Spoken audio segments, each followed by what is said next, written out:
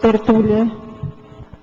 Gente, meu boa tarde para todos. Hoje nós temos aí o dia 5 de setembro de 2009, sábado. O verbete é 1316. 4 páginas, 44 elogios e 7 máximas. O tema é tempo assistencial, da interassistenciologia. Agora, o tempo assistencial é o momento evolutivo, a ocasião mais adequada para a execução da assistência interconsciencial conforme a modalidade e o nível de eficácia. O fator tempo incidente nas modalidades de assistência interconsciencial. O estudo do melhor momento para o desassédio. Você sabe que isso é terrível falar uma coisa dessa, porque se uma pessoa está assediada, o momento é aquele, né? Mas às vezes não resolve. Então é terrível dizer isso, mas é possível. O ato de aguardar atento o momento de assistir. A interassistencialidade planejada tecnicamente. A autocapacitação para a função de amparador intrafísico. A força assistencial do exemplarismo cosmoético. Agora, nós temos aí na argumentologia, a taxologia, com 4 tempos assistenciais básicos. E na frase enfática, o tempo assistencial importa sobremaneira na dinamização dos autoesforços de todas as consciências lúcidas, quando focadas na execução da PROEX, seja pessoal ou grupal. Qual modalidade de assistência você faz predominar nos altos esforços? A profilática ou a terapêutica? Para ampliar aí, pode trabalhar um pouco na trinomiologia, que falta menos, tá certo? Estou só avançando aí a situação. Agora, que pergunta. Dentro da holocarmologia, a mãe é credora ou devedora? Eram as duas coisas. Quando uma consim com ginossoma se propõe a gerar uma outra consim, ela não faz por estar devendo algum ou alguns favores à consciência que deseja ressomar? Depende. Para uma pessoa mais evoluída, ela está fazendo uma assistência. É igual uma pessoa que tem mais noção, ela arranja, por exemplo, um parceiro ou uma parceira para fazer a dupla evolutiva, em primeiro lugar, objetivando a assistência. A primeira coisa que a gente tem que pensar aqui é o que interessa. Sempre eu quero falar isso, né? Então, interessa é o que eu devo. O que eu devo? Nessa questão aqui, seja para a mãe, ou seja para quem estiver estudando, o que eu devo? Isso aí é que interessa. Outra pergunta. Não ficou claro para mim a condição do eterno revezamento, ser mãe numa vida e ser filho no outro em várias vidas. Isso não limitaria as nossas vivências grupo-kármicas? Isso é, a dupla seria a mesma em diversas condições? Como fica o caso das mães que no passado tinham 10 ou mais filhos? Todos os 10 filhos terão dívida com ela, mas como fica a reparação? O senhor pode falar mais a respeito? Quando tem 10 filhos, se é homem, é porque eram namorado dela. Se é mulher, tudo é namorado do pai. Todo mundo sabe disso em matéria de quem já estudou muito Seriec. Todo mundo sabe disso. Agora, o que interessa, mais uma vez, aqui no caso, é o saldo da ficha evolutiva pessoal. É a FEP. Agora, outra coisa. Você acha que as pessoas se dão bem?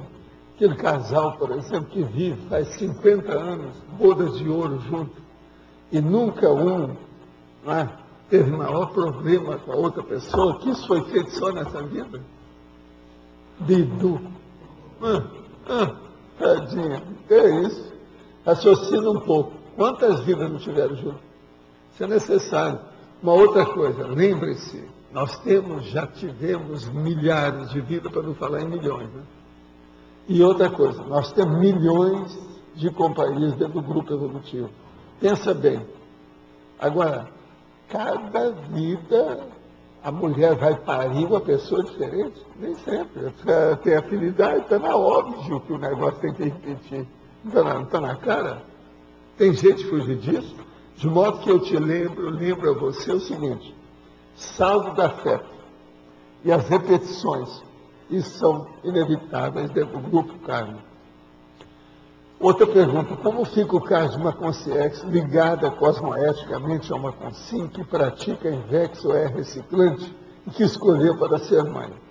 Como essa consciência vai saber da proex, daquela consciência, se está totalmente envolvida com os conceitos da antimaternidade?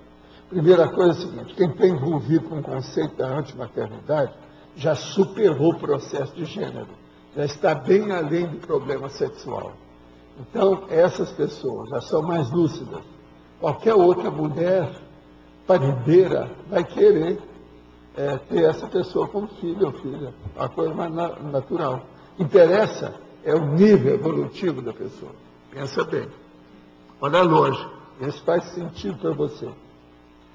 Em uma abertura passada, o senhor disse que através da TACOM, Chico conseguia canalizar as energias sexuais dele para o trabalho.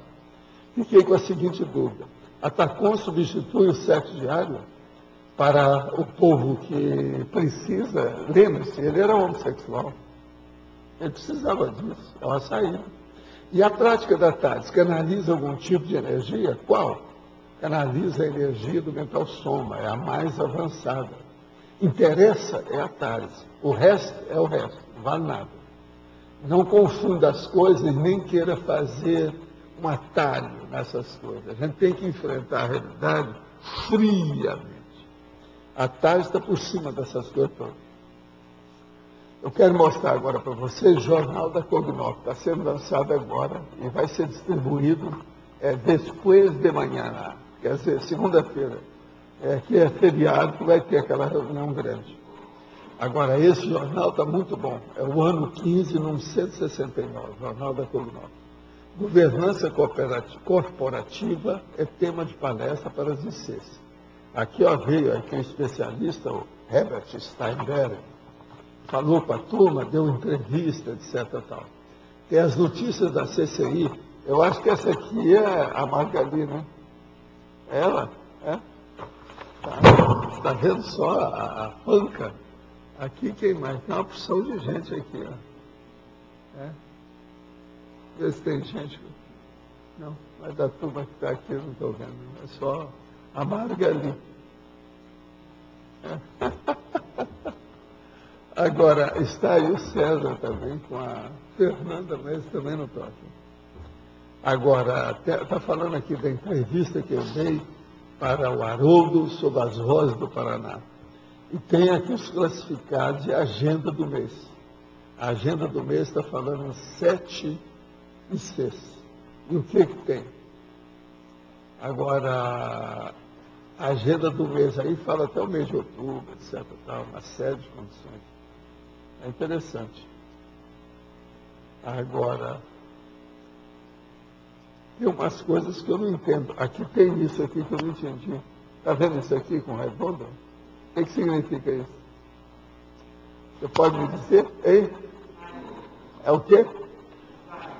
É design. Design. Já que você falou design, fala com eles que aqui a gente não vê nada, ó. Tá certo? Para ver, você tem que colocar isso aqui e olha lá, ó, tem que puxar. Tá certo? Agora, gente, um resuminho aqui sobre o processo da gripe, a influenza H1N1. Não havia Tamiflu para as farmácias, isso foi publicado. Lembra que eu falei sobre isso, trouxe até remédio aqui. Não havia estoque para suprir a demanda. O governo expôs a situação, uma vergonha. Eles com dinheiro na mão, não havia estoque. Lá o laboratório doido para vender as coisas, eles não. Ao dinheiro. O PT não pode gastar o dinheiro, tem que gastar para a política, para ver se coloca a mulher aí por cima, né? Flexibilização do uso do Tamiflu reduziu os casos graves, a hora que começou. E ia reduzir mais ainda, poderia ter melhorado. O Brasil lidera o número de vítimas fatais por gripe suína. São 657, 100 a mais do que os Estados Unidos. Uma vergonha total, por causa do dinheiro do PT. Defensoria vai pedir indenização para familiares de mortos pela gripe. Eu acho que está tudo certo. São 300 salários mínimos de indenização por dano morais, família dos mortos e pela gripe suína. 600 e tanto, se fazer o cálculo, eles vão gastar mais que essa indenização e tudo mais que tem do que se tivesse dado a oportunidade do remédio. Agora, se fosse ministrado em casos que a princípio não eram graves, reduziria o número de casos de morte. Está falando aqui bem claro. Quer dizer, muita gente morreu devido ao PT. Também contestou essas autoridades aqui a decisão de concentrar a realização somente em centros de referência. Eu meti o pau nisso desde o início. Gente, não se brinca com a saúde de ninguém. Na hora que acontece, a gente tem que tomar atitude. Tudo que for na mão da gente, a gente tem que fazer. Eu queria mostrar, ó, isso aqui apareceu nos jornais lá que eu leio todo dia. Foz do Iguaçu, World's Destination e Destino del Mundo. Agora, está falando tudo sobre Foz aqui. Agora, não fala nada sobre a Conscienciologia e CAE, nada disso. Seria bom. Quem é que é lá do discernimento que está aqui hoje? Tem gente aí? Tem nenhum? Discernimento? Seria bom mostrar para entrar em contato, para quando for fazer isso aqui em espanhol, em inglês, entrar no Instituto, porque tem o mapa. O mapa da cidade tem o CAE, tem as coisas todas aqui, ó. Esse aqui não tem nada. Seria bom. Agora, seria bom entregar para a turma. Você entrega? Seria bom eles verem e falar, ó, está faltando CAE aqui. Que a própria turma do governo quer colocar isso aí, foi falha também deles. Eles também querem, eles me falaram. Agora, gente, ó, isso aqui é a Gazeta do Iguaçu de anteontem, quinta-feira. Na primeira página está aqui, número de homicídios reduz 63% em agosto. Agora, ó, depois tem a reportagem. As investigações da Delegacia de Homicídios, a maior elucidação dos casos e ações policiais na fronteira contribuíram para a queda da violência. Está vendo? Valeu a pena eu falar tanto em law and order, cross Jordan, etc. Tal. Eu mesmo falei com ele, ó, tem que aumentar o nível técnico da medicina legal e outras coisas mais para descobrir aqui os caras. O negócio só começou a levar a turma estudando, ó, estudando igualzinho no law and order e cross Jordan, tudo tem jeito. É isso que precisa de ser feito já há muito tempo. Agora veja, em relação com o ano anterior, houve uma queda de 63% no mês passado. Não é impressionante isso? Agora, eu lembro que o Paulo foi até Brasília, o prefeito, para pedir reforço aqui do negócio, a força-tarefa, aquelas coisas todas, para ficar mais tempo, a federal, de modo que é sério. Agora aqui está falando também o alto desempenho de Foz do Iguaçu, que passou de um município com desempenho médio para o grupo com alta performance em âmbito estadual. Isso é forte. Houve aquele negócio que Foz está na ponta de morte de jovens. Vamos ver se agora, com essa queda de homicídios, vai cair isso também. Né? Agora, aulas nas escolas estaduais do Paraná vão até 21 de dezembro. Mas a turma vai estudar um pouco antes do Natal. É o presente que eles receberam devido à falta de Tamiflu. Não é isso? Mas então, gente, tempo assistencial. Tudo isso é processo de assistência. Assistência àqueles que passam em segurança. Assistência para quem tem gripe. Assistência para quem não entende dos assuntos, né? Principalmente os processos da política. Eu estava falando aqui que isso é como é que é? A timocracia, ou a plutocracia, ou o que é? Mas o que você quer falar sobre o tempo assistencial?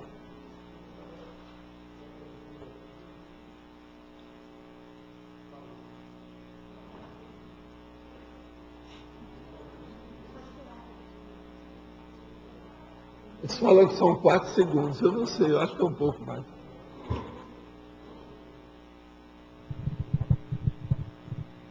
Eu queria saber, aqui tem até na fatologia, qual seria o melhor tempo para o desassédio em geral? O melhor tempo é aquele que você pode intervir. A intervenção. Aquilo que você pode fazer uma intercessão eficaz. Isso então varia, né? De condição para condição, situação, etc. Agora, não adianta afobar em matéria de assistencialidade.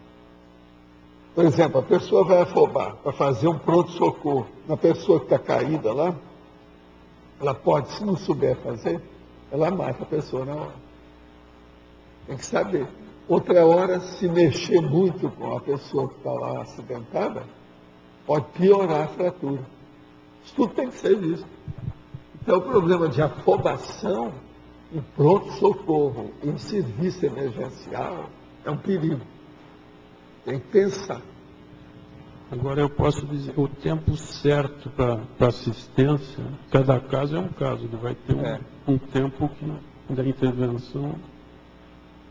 Tem o certo. tempo da madurez, da maturidade, amadurecer o processo. Então está na hora de assistir.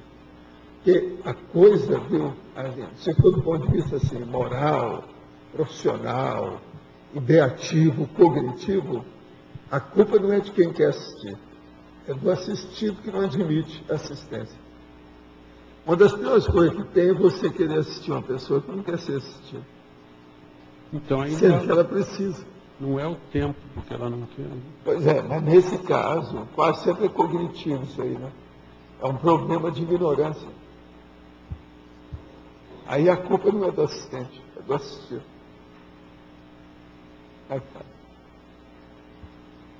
Agora, existe a possibilidade dela não querer e assim mesmo ser assistida? Não, há certos casos, por exemplo, uma pessoa, ela é bipolar. Chega num certo ponto, ela tem uma crise. Nessa crise, ela começa a ficar, pela primeira vez que todo mundo vê, agressiva. Ela começa a ficar agressiva consigo e com os outros. Numa hora dessa, precisa de ter uma camisa de força, alguma coisa nesse sentido, uma injeçãozinha, para fazer uma sedação e levar a pessoa para o hospital. Que aquilo pode acontecer, às vias de fato, uma situação precária, pode ser uma tragédia. No caso, aliviar a tragédia, às vezes, a camisa de força ajuda. Mas no caso aí de também entraria aqui o encapsulamento, pode entrar nisso. O encapsulamento ajuda quando você não tem esses paramédicos com a injeção na mão. Quer dizer, a seringa na mão. A seringa, às vezes, é uma beleza. O maior leão vira cordeiro na hora. E às vezes começa a dormir. Sedação é uma bênção. O povo não entende bem, às vezes, essas coisas. A injeção básica. Agora vejam. Crise, processo crítico, surto, entende? Um ataque neuropático, brabo, não é fácil, não. Só tem que tomar atitude. Lembra que eu conto o caso daquela menina de 17 anos que ela ficava assediada? Ela era totalmente poltergeist, efeito físico, ectoplasmia, o negócio todo. E que ela mandou 9 soldados assim, ó. Legal da história que o soldado chegava perto dela, fazia assim, sendo a mulher era fraca, ninguém admitia aquilo. A hora que eles caíam lá, eles não queriam chegar perto, eles ficaram com medo da menina. Agora eu entrei na frente, todo mundo com muita energia, perguntei o nome dela e chamei o nome dela. Na hora que eu chamei, ficou sem jeito para o assediador tomar conta, né? Aí ela chegou, quase que desmaiou na minha frente. Aí o soldado todo, 9, eu vi, assim, com esses olhos aqui, ó, né, que as formigas vão comer. Eu vi. Eu nunca pude esquecer aquilo. Vocês sabem que eu me senti o tal, né, com essa história. Por quê? Eu era cadeiro de medicina. Mas eu já cuidava lá dos processos junto do sanatório, hospital, psiquiátrico. Agora, a moça, com o tempo, me deu trabalho danado, porque ela ficou apaixonada por mim. Todos os doentes acabavam fazendo isso contra a mulher. Isso é comum. Agora, o que se passa? Devido ao assediador mesmo. Agora, ela não podia, porque ela era noiva. Foi na hora que ela ficou noiva que o cara colocou a canga da possessão, porque não queria que ela casasse. Ele falou, não, ela é minha mulher, é da minha vida, ela é minha mulher, foi minha mulher, ela não vai casar com ninguém, essa mulher é minha. Agora, a moça tinha o cabelo preto, corrido, grandona, não era assim, nem bonita, mas era vistosa. Mas 17, 18 anos, mais ou menos, por aí. Pequenininha, nova. Os braços finos. E ela pegava assim. Julgava os caras à distância. Eu vi. Agora, eu só senti o seguinte, que pena não ter filmado isso. Para mostrar para certos caras que não admite nada de possessão, que não vê nada. Explica isso. Pega essa moça. Só isso aí não precisa de ter parapsiquismo para ver o parafenômeno. Você está entendendo? Como é que aquela moça fez uma coisa que é prodígio esse? Ela podia entrar com guia Guinness de superpotência, sabe, muscular, psicomotriz. Você já deve ter visto aquele filme, O Exorcismo de Emily Rose. É um filme que uma menina também tem um caso verídico de possessão e que acontece exatamente isso. Ela fica possessa e começa a dominar o pai. É uma moça de Goiás, família rica, gente boa, eles tentaram tudo, não conseguiram nada. Agora, depois disso, lá no sanatório, ela melhorou totalmente. Foi retirado o assediador, o homem. Agora eu falei com ela, ó, você agora vai lá para o seu noivinho, prepara o casamento. E desde já eu te falo, você vai ter um filho. Está na cara, né?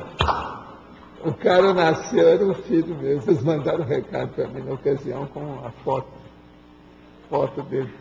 Assim, então, chefe, como é que é? Vamos ver os policiais, o que vai acontecer?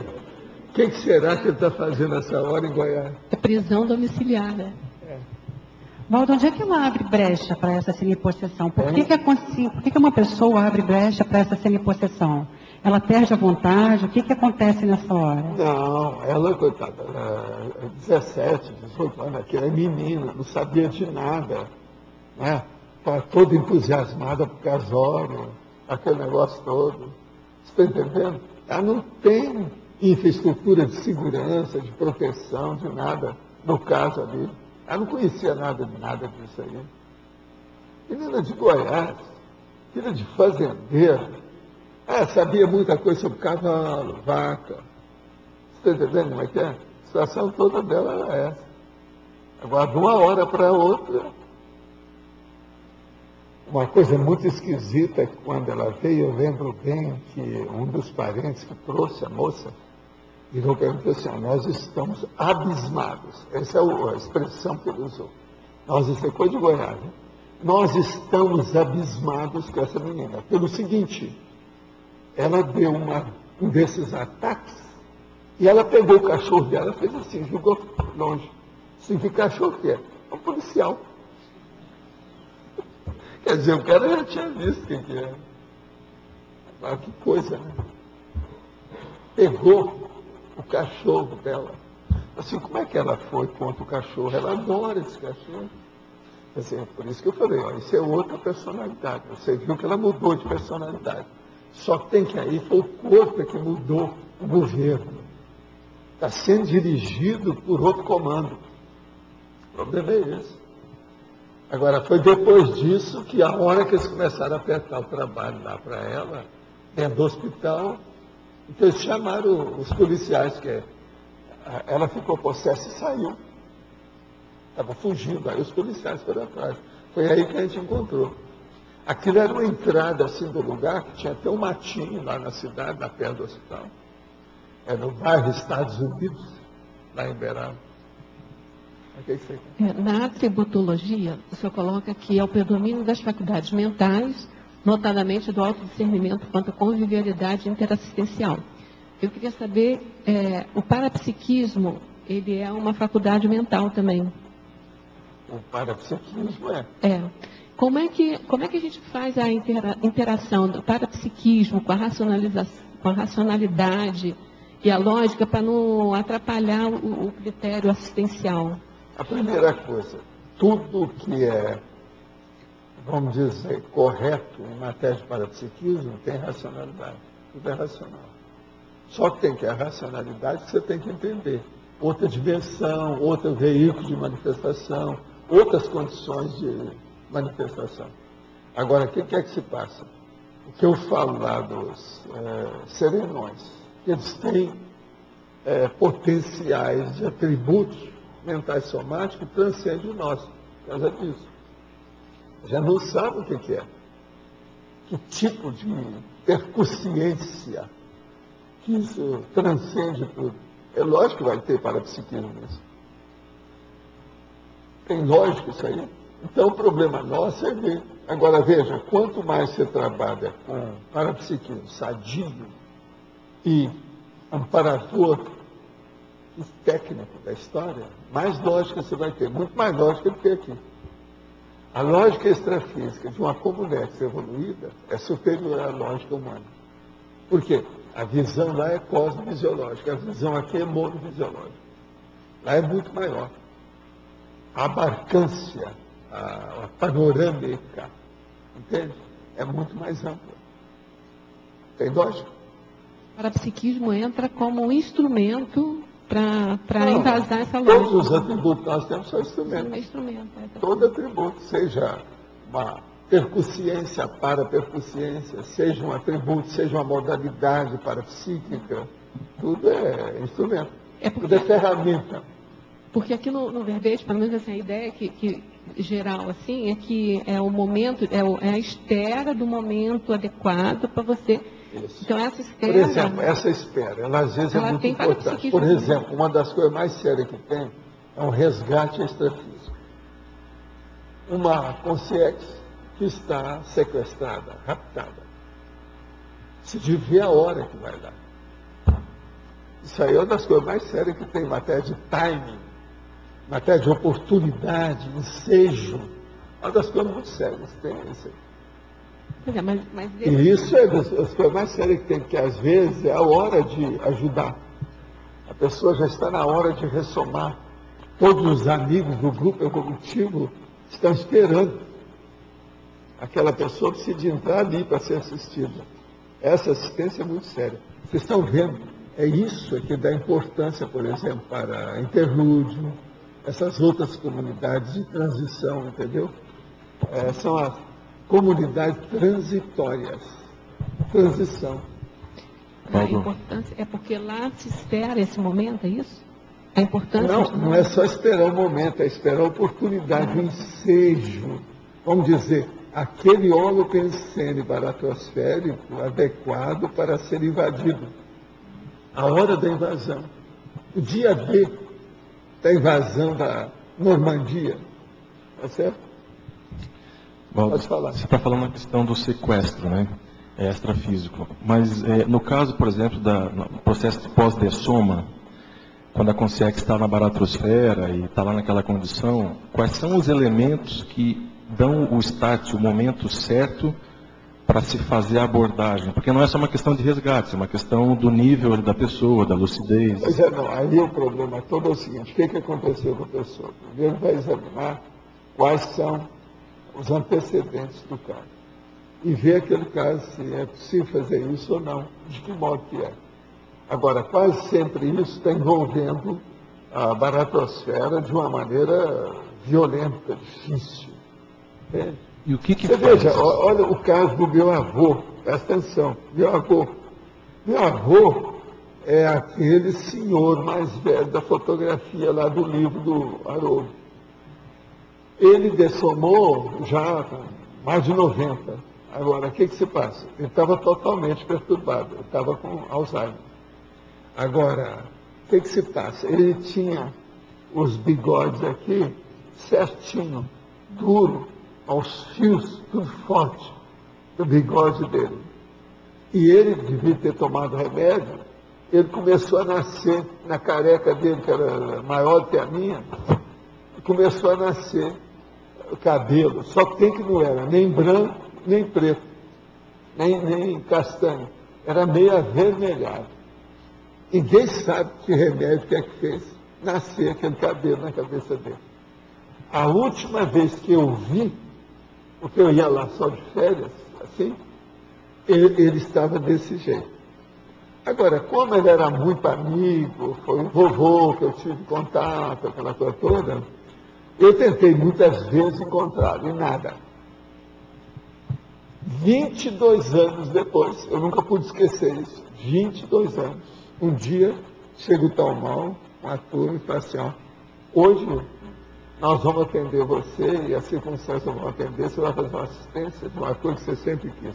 Porque eu tentei encontrar meu avô, ver o que eu fazia, depois de algum tempo eu desisti daquilo, isso já fazia anos. Aí quando eu vejo, eu falo assim, ó, hoje você vai ver o seu vovô, o velho Felipe. Assim, não, vai. Mas olha, você tem que se preparar. Aí chega o tal mal, começa a me melhorar, eu vou com o psicossoma todo livre, como se fosse uma consciência. E chego lá e eles mostram a situação. Eles foram até lá, mas não podia sair, por causa do processo de afinidade, eles achavam que para mim era melhor.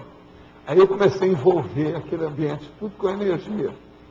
Na hora que eu vou querer entrar, 2 caras vêm vindo.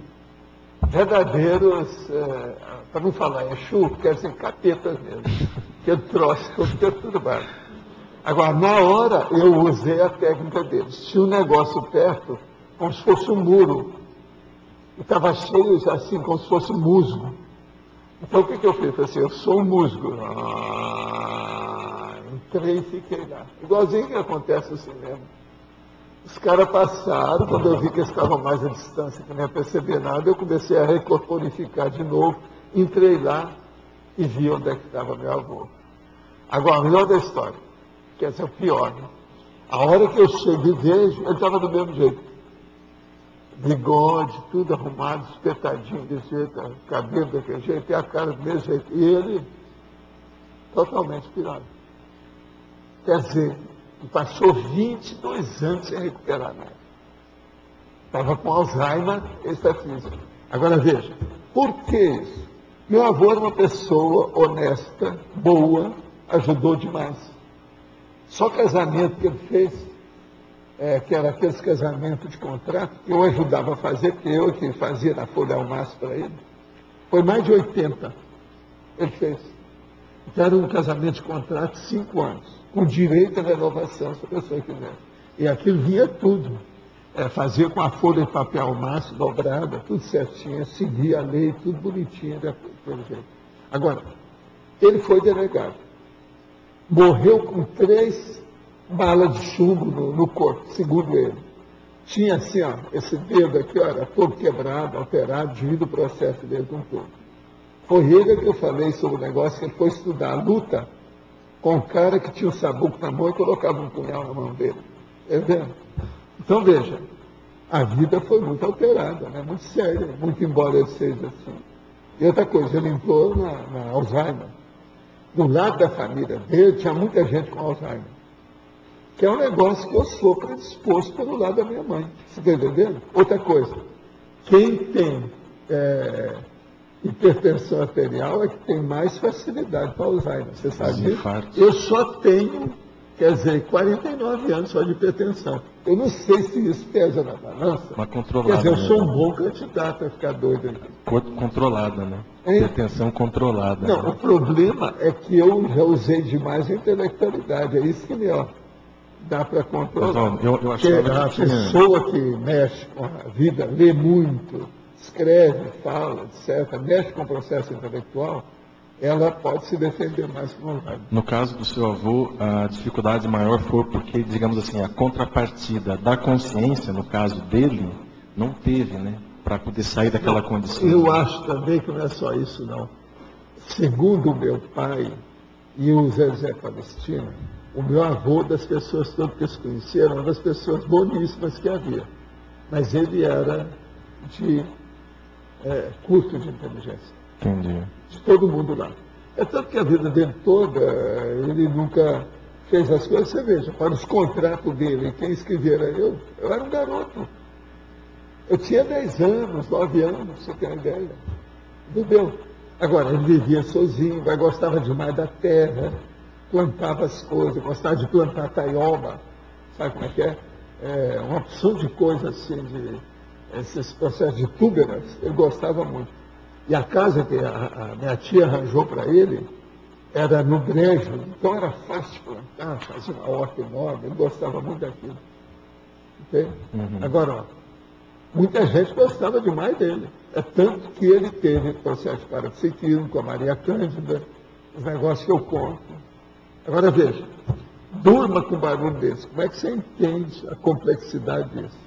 Agora, quando eu perguntei lá para o Talmal falou assim, não pense nisso. Há um passado atrás de tudo isso. Aí eu fiquei quieto. Quer dizer, o processo é a Europa, né? Ele era de origem portuguesa, a família dele era de Piumi, perto de Belo Horizonte, depois foi lá para o interior, lá, para o Triângulo Mineiro, entendeu? A ocasião. Então, o problema é o passado, ele já não sabe o que houve, né, atrás, né, esse povo todo. Agora, tinha muita gente que adorava ele, inclusive as filhas, todo mundo gostava demais dele, entendeu? Valdo, uma última pergunta aqui, em relação ao processo de lucidez. A gente aprende que essa vida humana aqui, ela nos ajuda a buscar mais lucidez pelo processo da lentificação. As coisas são mais lentas aqui na dimensão intrafísica do que no extrafísico, pelo menos numa abordagem superficial, né? Você poderia fazer um paralelo do processo de aumento da lucidez, de ganho de lucidez no intrafísico e no extrafísico?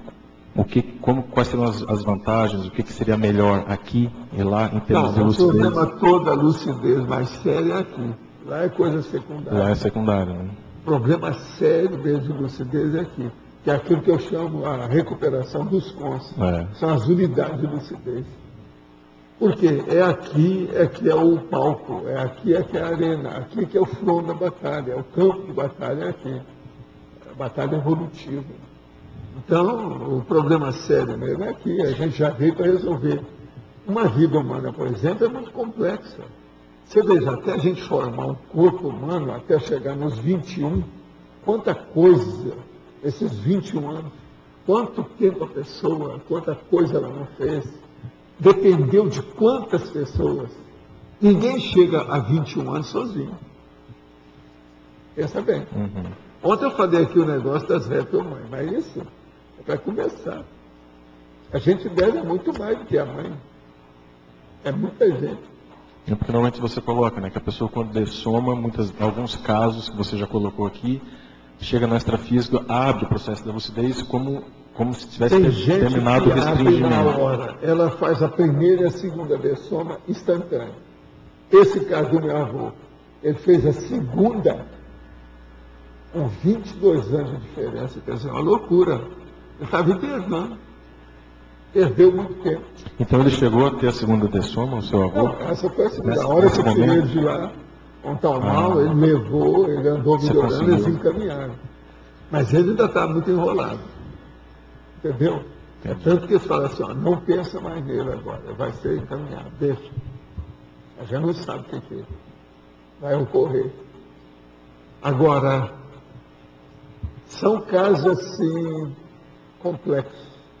Mas vocês vão ver isso cada vez mais quando vocês dessomarem. Aquilo que você pensa que é uma coisa à toa, você só viu um ângulo desse tamanho. Sendo que o problema é desse tamanho, você não viu nada.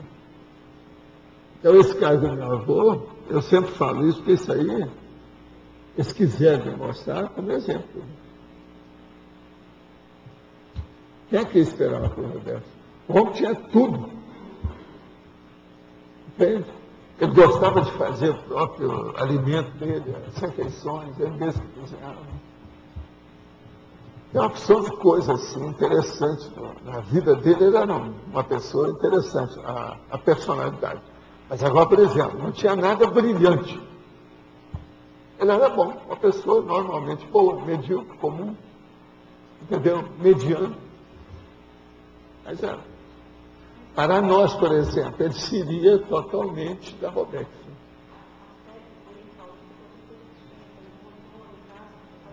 Ele fez, porque foi delegado. Esse caso, por exemplo, ele ter feito o enterro da Maria Cândida, e ela, a partir daquele dia, ajudou a ele até ele, enquanto ele estava mais ou menos bom. Entendeu?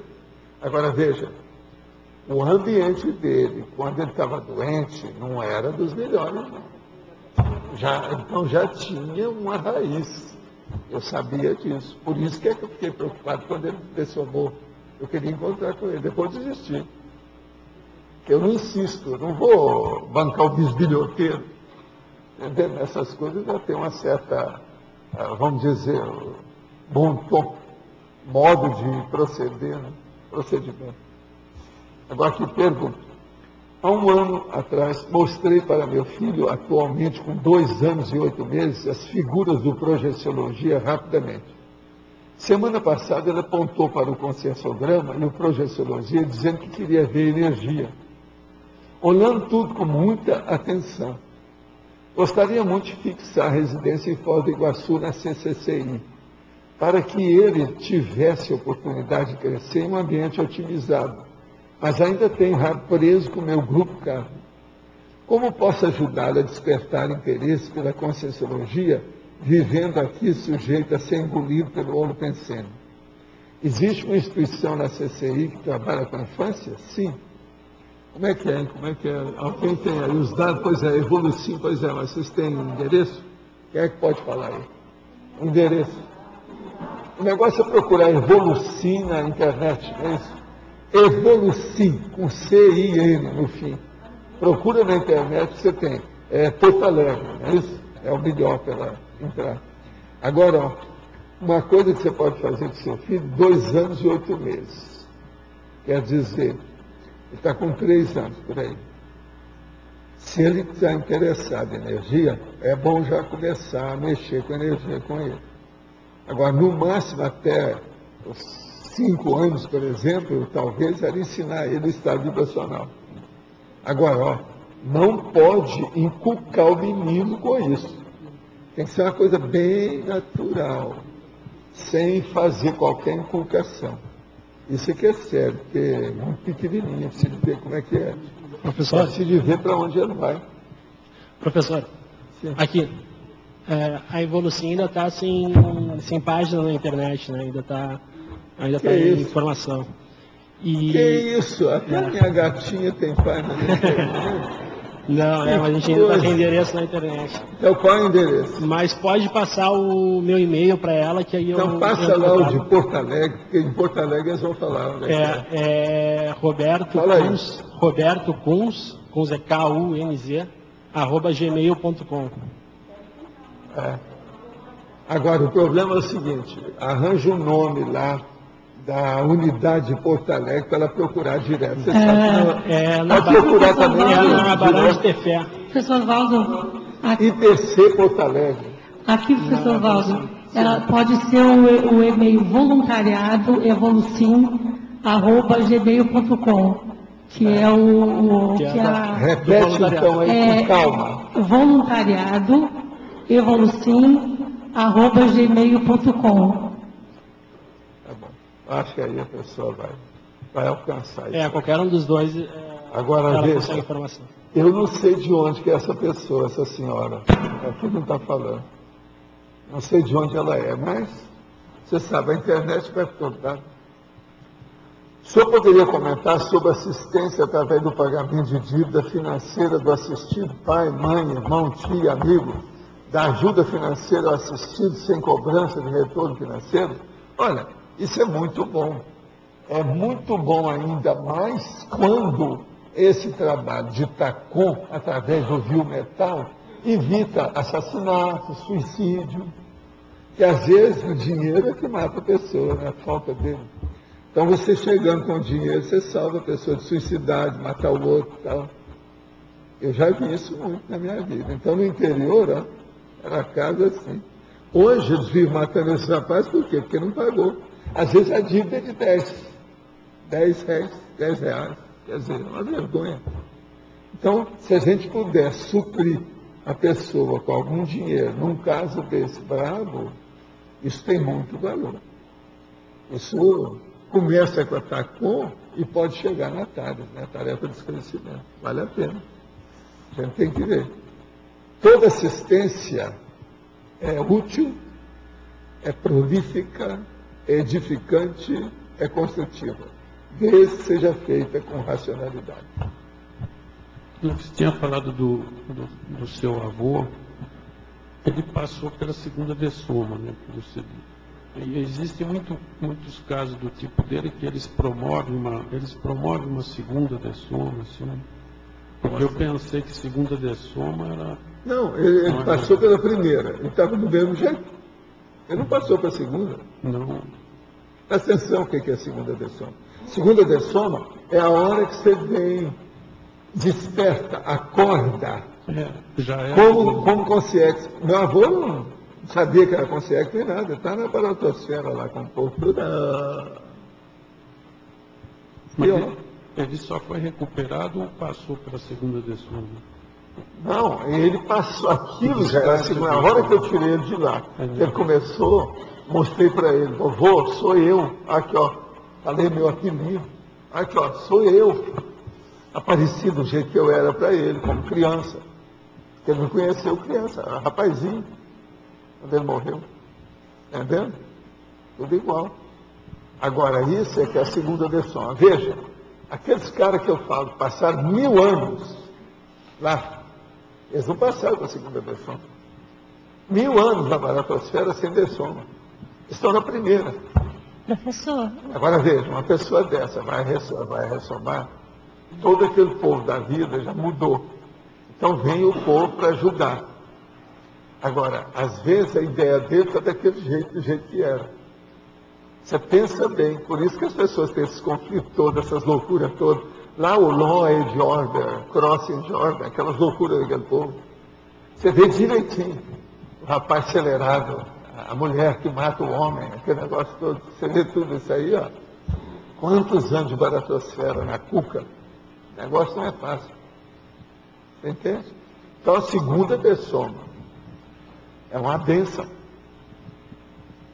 E a maior ainda é a terceira, mas essa eu nem penso, porque não adianta estar pensando. Isso é só para o Mário, você está entendendo, né? Pessoas assim, do estilo do Mário, Lote, é isso?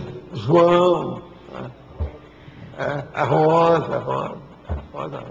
Professor, quais são os elementos que definem, assim, que interferem nesse tempo, entre, tipo, 22 anos, Primeira 1000 coisa, anos? tempo é secundário, são as variáveis que extrafisicamente não tem tanto valor para ele.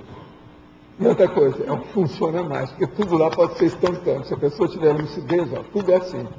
O que a consciência pensa, o que ela sente, o que ela quer, onde ela quer ir, tudo é instantâneo.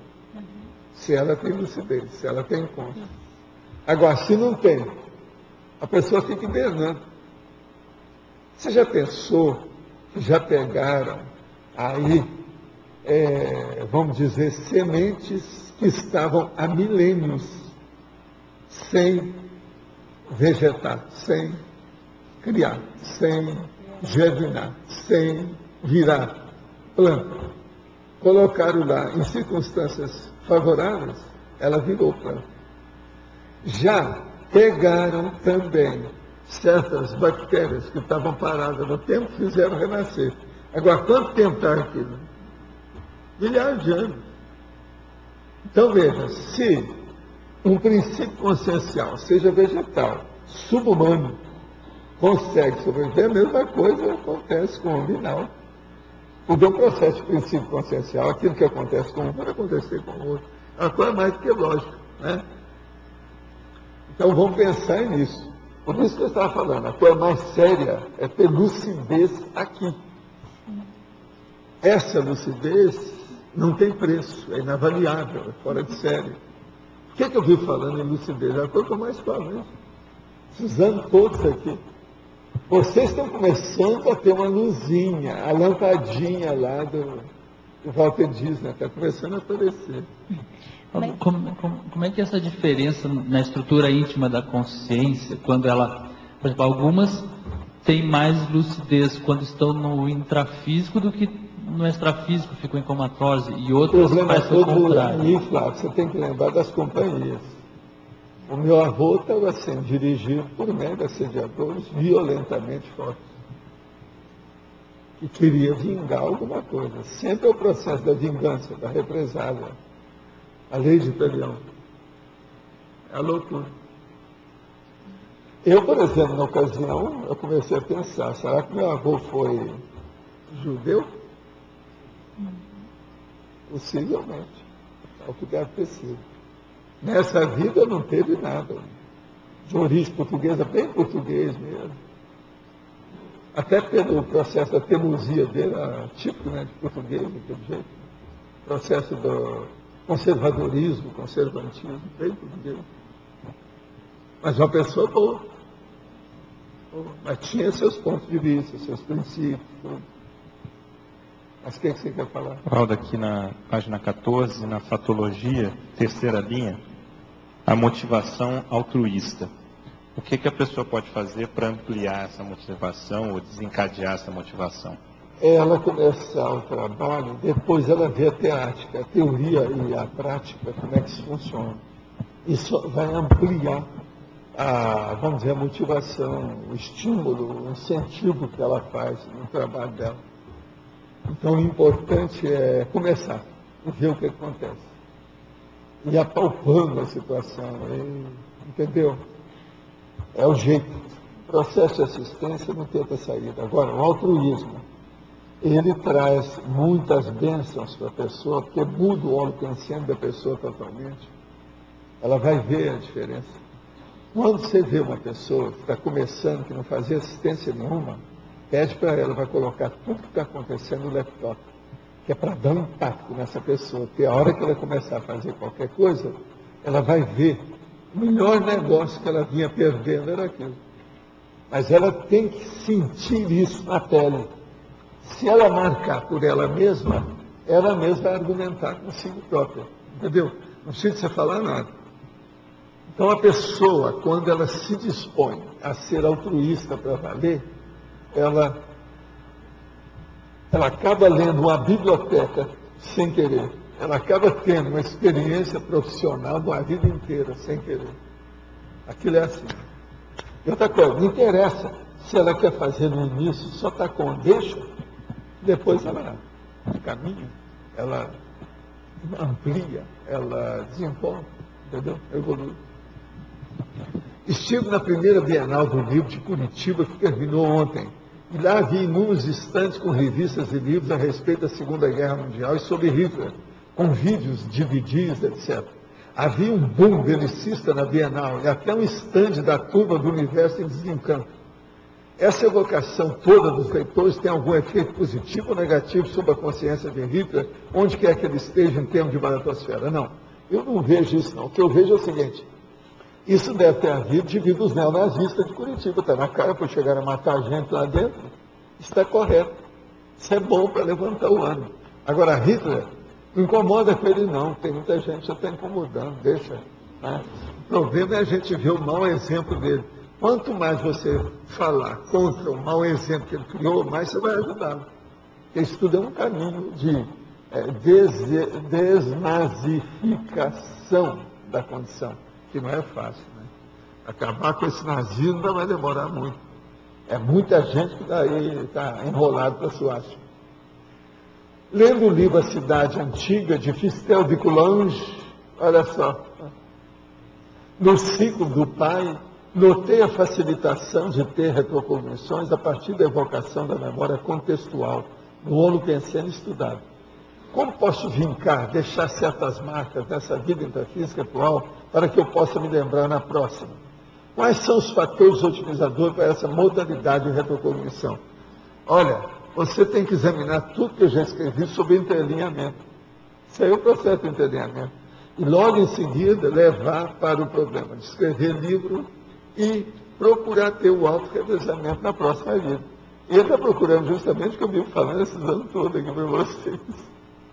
Olha, venha para a caixa você também. Aparece por aqui que a gente dá um banho de loja sobre isso com mais detalhes, colocando você dentro do contexto. Quer dizer, dentro do processo do tabuleiro de xadrez, falar à distância é uma coisa, agora traz os peões aqui, que a gente vai falar tudo mais claro, né? Fica melhor, né? A pessoa junto. Vamos ver se ele é o rei, se é a rainha, se é o peão, e dá o checkmate no cara. É uma saída. No caso da ressoma, os pais recebem a inspiração dos amparadores para se ter um filho quando a pessoa merece. Tudo é processo da meritocracia. Quem tem mérito sabe mais, planeja mais, e as coisas são mais seguras. Quem escolhe o momento de ter um filho são os amparadores e não os pais? Não, às vezes são os assediadores. Como se dá a interação, a escolha dos pais, decisão dos amparadores? Escolha dos pais, decisão. Olha, cada caso é um caso. A ressoma que é devido a Sérgio, a ressoma que é devido a amparador, a ressoma que é devido a algum complemento da proex da pessoa, e por aí vai, isso varia infinito. O professor poderia aprofundar o trinômio, autodisponibilidade, ensejo assistencial, conjuntura extrafísica? Autodisponibilidade. Quando uma pessoa está mais disponível, tudo vem a ela favorável. Ela é prestativa. Ela quer fazer assistência. Ela tem consciência interassistencial. O ensejo assistencial, quando eles têm alguma coisa que tem uma certa emergência, um pronto-socorro, uma certa urgência, eles vão procurar quem é que está com a disponibilidade maior e mais adequada, que tenha mais rapport, mais afinidade com aquele caso. A conjuntura intrafísica é justamente essa conjuntura. Como é que é? Então, veja, quanto mais uma pessoa se predispor sobre todos os níveis e condições para ajudar os outros, mais assistência de amparador de função interassistencial ela vai ter. Isso é uma coisa mais que óbvia. Estou falando aqui o óbvio, mas é necessário. Uma questão. Sobre a definição, o professor fala que o tempo assistencial seria o momento evolutivo, a ocasião mais adequada para assistência. Seria correto o contraponto positivo de que todo momento é oportuno para assistência, mas o que mudaria Eu falei é o isso tipo, aqui, não é? Mas isso é teoria. É teoria pura, não resolve nada. A principiologia, nós estamos falando aqui, o princípio da inevitabilidade, da existencialidade, da evolução consciencial. O princípio interassistencial do menos doente assistir ao mais doente. O princípio evolutivo ser sempre tempo de ajudar os demais. Sempre tempo de ajudar. Às vezes, você vai ajudar teoricamente. Só põe energia no assunto, senão não pode interferir. A intercessão ainda não está madura. Não está na hora. Entende? Então, isso, se fosse assim, fácil, não é não. Vocês não ficam pensando que assistência é coisa fácil. Não é não. Não é. Mas, por exemplo... Se fosse, o mundo já teria melhorado.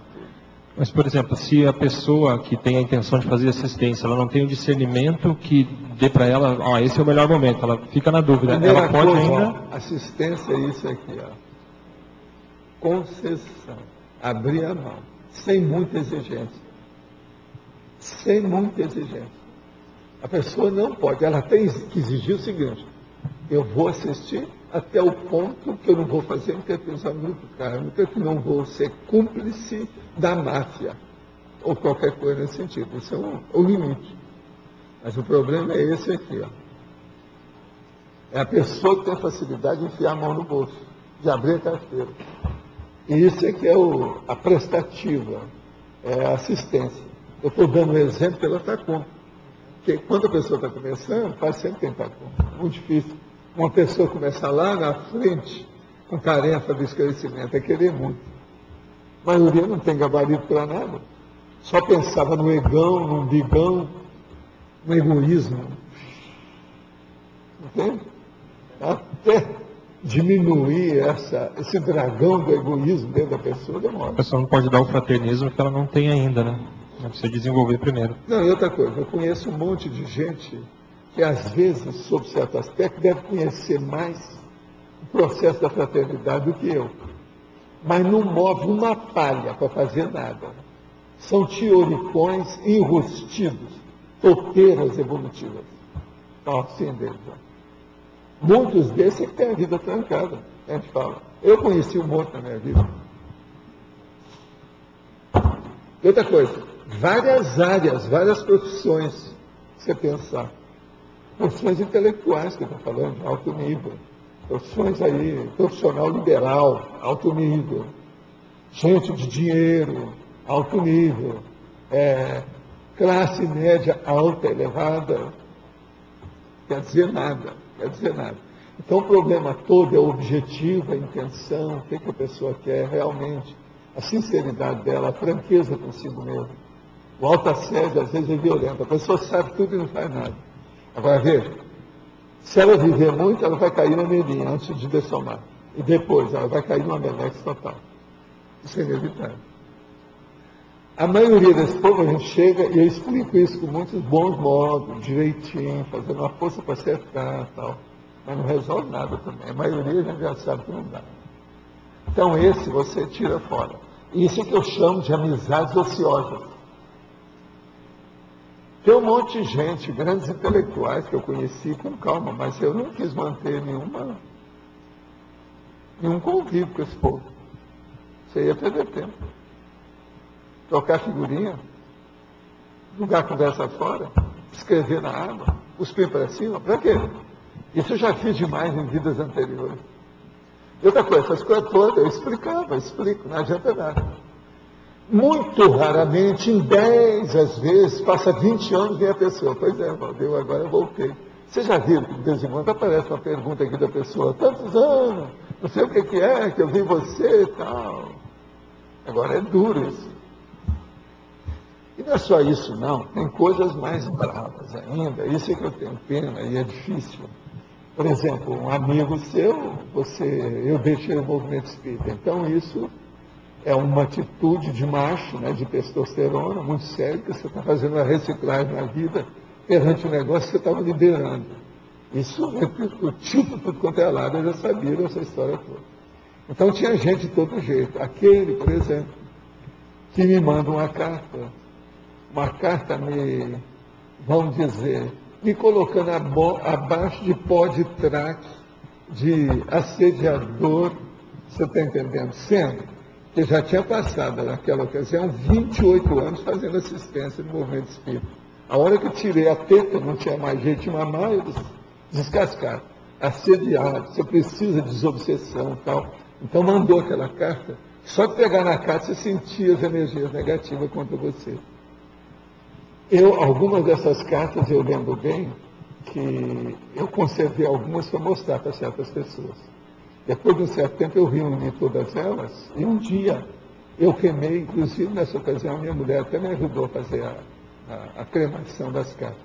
Eu queimei tudo. Agora o que se passa? Uma ou outra pessoa dessa, eu nunca toquei nessas cartas horríveis que eles escreveram.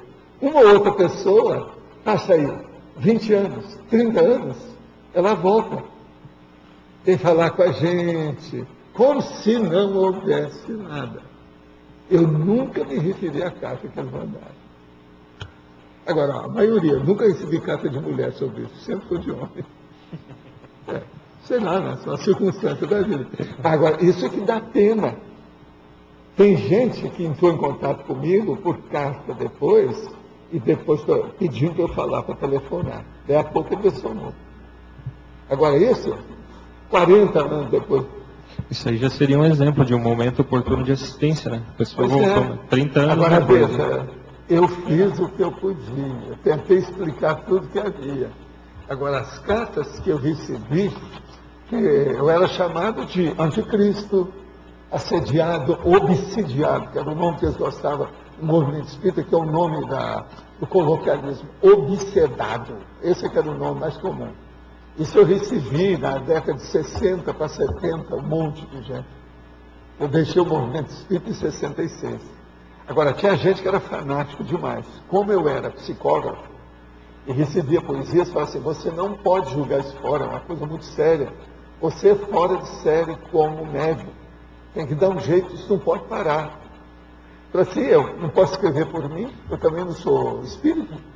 Aí o movimento espírita não considera, só é espírito desencarnado.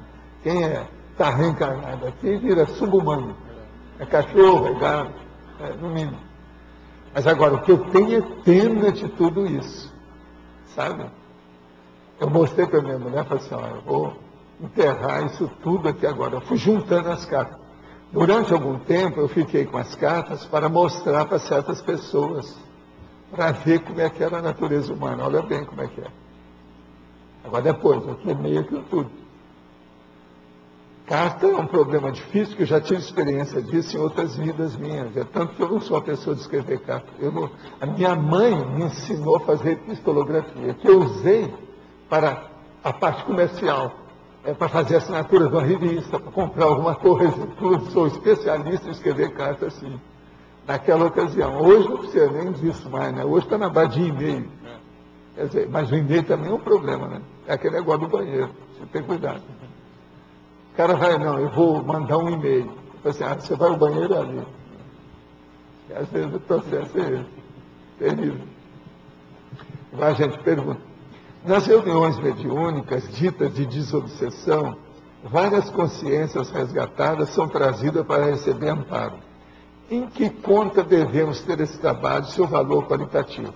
Olha, ele é muito positivo em certos casos. E no outro, às vezes, ele é um processo apenas de, vamos dizer, problema de a falácia demagógica da religião.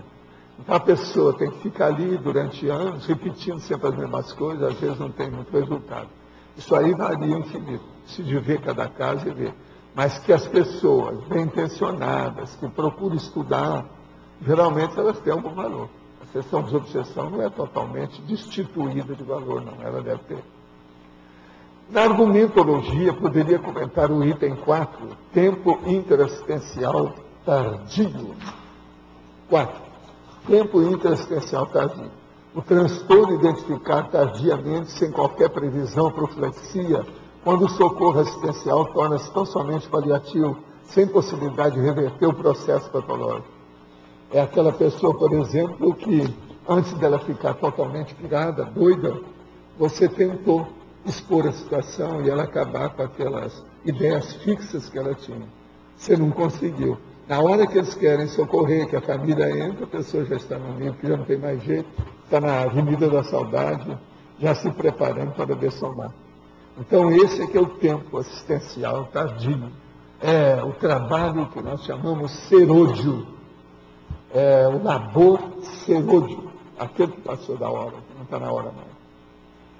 A Organização Mundial da Saúde, a OMS, aponta que nos próximos 20 anos a depressão será a doença mais comum do mundo, afetando mais pessoas que qualquer outro problema de saúde. A pergunta, será algum tipo de melindre coletivo ou se trata diretamente dos efeitos colaterais da reorganização? Não, o problema é a reorganização. E às vezes o caso não é por causa da pessoa que é deprimida, mas é das companhias que ela deixou para trás, que são as conselhos que chegam e fazem a pessoa entrar na depressão.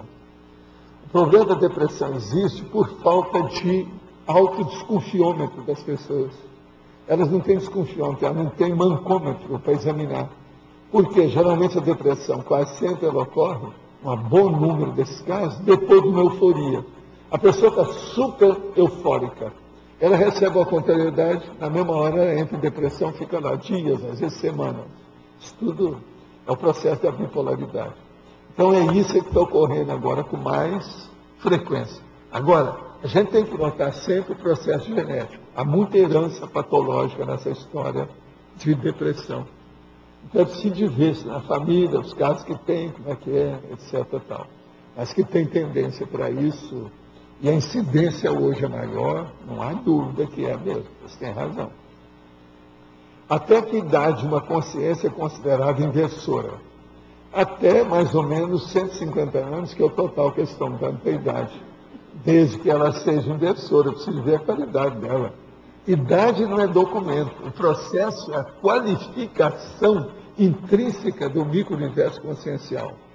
Por exemplo, a pessoa já cometeu algum erro muito grave, já fez algum deslize, assim, estrondoso, se foi, ela é reciclante. Ela tem que ver, né? Agora veja, uma pessoa tem que examinar a si mesma com muita autocrítica para saber se ela é ou não é. Agora, isso de idade não quer dizer nada. Eu já vi gente com 40, 50 anos que são inversores. E arrumou a vida tudo bonitinha, certinha, tudo de alta qualificação. No início da tertúlia, o senhor disse que todo mundo sabe que quando a consciência tem 10 filhos ou mais, todos os filhos já teriam sido namorados no passado. Não, calma, você está generalizando. Eu falei o seguinte, por exemplo, numa família, você vai ver, tem 4 filhas. É lógico que aquilo tem relação com o pai. Na outra família, tem 4 filhos. É lógico que tem relação com a mãe. A sua família tem a relação com meu amigo Rodrigo. Todo mundo sabe disso. Eu já tinha falado isso para ele. Quantas? São só meia dúzia de mulheres. Agora o Rodrigo era um cara fora de sério, meu amigão. Entende? Mas olha, o fim da vida dele não foi fácil. Fala aí o que ele tinha. Olha só. De que maneira, antes de você falar, como é que um homem seduz uma mulher? Em primeiro lugar, qual que é o recurso que ele usa? Bom, meu pai, em primeiro lugar, ele fez assistência a vida toda e dessomou fazendo assistência, né? Ele aprendeu assistência comigo, né, meu companheiro. Mas antes dele morrer, 10 anos antes, ele teve câncer de garganta. Ele nunca fumou. Você viu isso? Nunca fumou um cigarro, nada. E teve o câncer nas cordas vocais, teve que tirar as cordas vocais, e ficou sem falar. Usava, como é que é aquele negócio? Ficou sem falar 10 anos e usava um aparelhinho. E quem fazia o curativo nele era eu, era muito complicado, porque tinha que tirar. O que é o Rogério? Ele sofreu muito com essa doença. Olha, sério, agora também, quando ele dessomou, ele foi uma borboleta. Na hora, a bomba da paz. Ele furou o céu, sabe? O Rogério, foi fora de sério. Uma pessoa boníssima, Rodrigo, pode ser. Mas veja, o que é que eu repeti aqui antes? O que é que vocês falaram? A pessoa seduz mulher, em primeiro lugar, usando o quê? O que é que deu com ele? A capite. Vocês entenderam agora? No início da tertúlia, o senhor disse que todo mundo sabe que quando a consciência tem 10 filhos ou mais, todos os filhos já teriam sido namorados no passado. Então, poderia aprofundar essa assertiva? Vê se me entende, então, a situação. Urubu observa, se é o seu caso, quais são os filhos e filhas. E veja, se predomina você ou o queridíssimo maridinho. Se examinar para ver cada caso e ver a situação. Mas agora, isso, de modo geral, quase sempre é. A gente pode generalizar para a maioria dos casos, isso que eu estou falando é o óbvio. É mais do que óbvio. Agora, depois eles ainda estavam falando, não, mas a gente vai ter uma mãe, depois vai ter outra, que nada. Olha só o negócio de filho, como é que é. Olha o Ogico com 6 filhas. Pensa nisso. Aquilo que eu estava falando antes, sobre o processo da retromãe. Pensa nisso. Agora pensa, as retronamoradas, os retronamorados. Pensa bem. Ele só numa vida enfrentou 6. E olha que ele tinha gabarito. Existem indícios para podermos saber se a gestação foi assistida por amparador ou assediador? Sim. É só fazer o levantamento detalhado de todo o processo, desde a hora vamos dizer, do óvulo até o problema depois que nasceu. Tem que examinar isso tudo.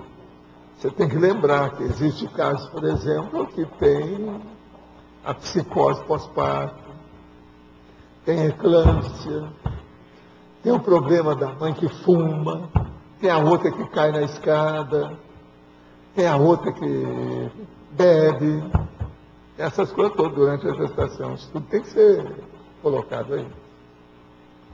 Agora é um negócio para se estudar.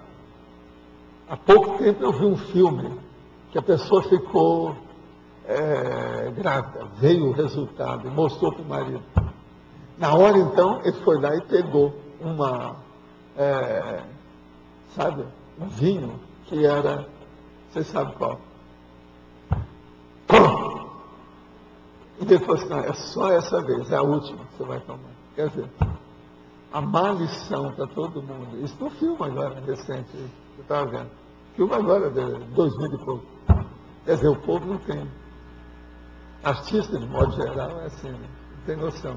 Agora, tomaram champanhe os dois, e a dona já grávida com o exame na mão. Aquilo para comemorar a vinda do filho.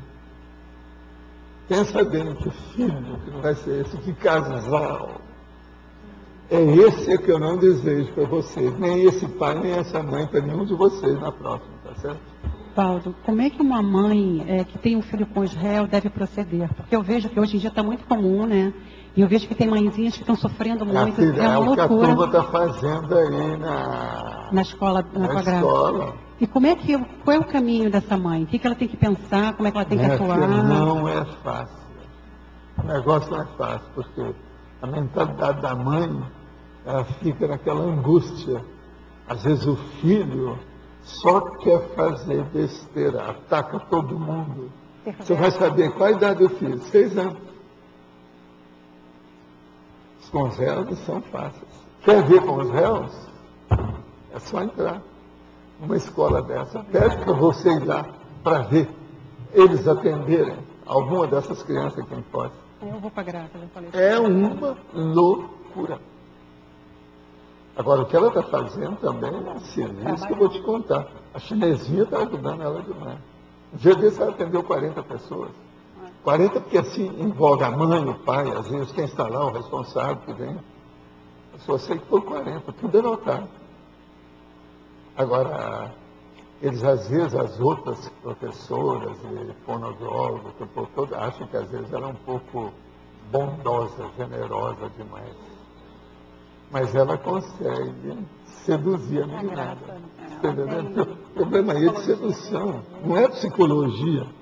É a psicologia sedutora. Por exemplo, se mandar um Lost lá, não vai resolver. A cara dele ali não vai resolver muito, é pouco. Agora, ela não, ela dá um jeito, a maternagem é perfeita, as técnicas que ela está usando, a invenção, a inspiração que ela tem de artista da história, tem coisas impressionantes.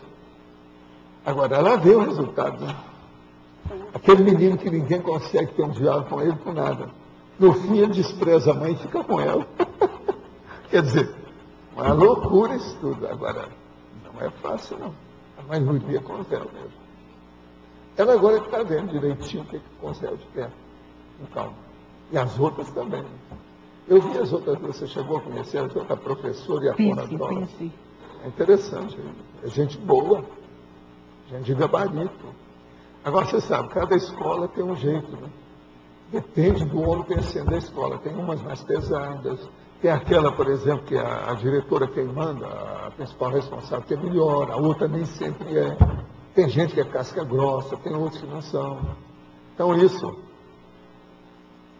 como eles trabalham com um monte de gente, um monte de escola, isso aí varia muito, né? Cada dia.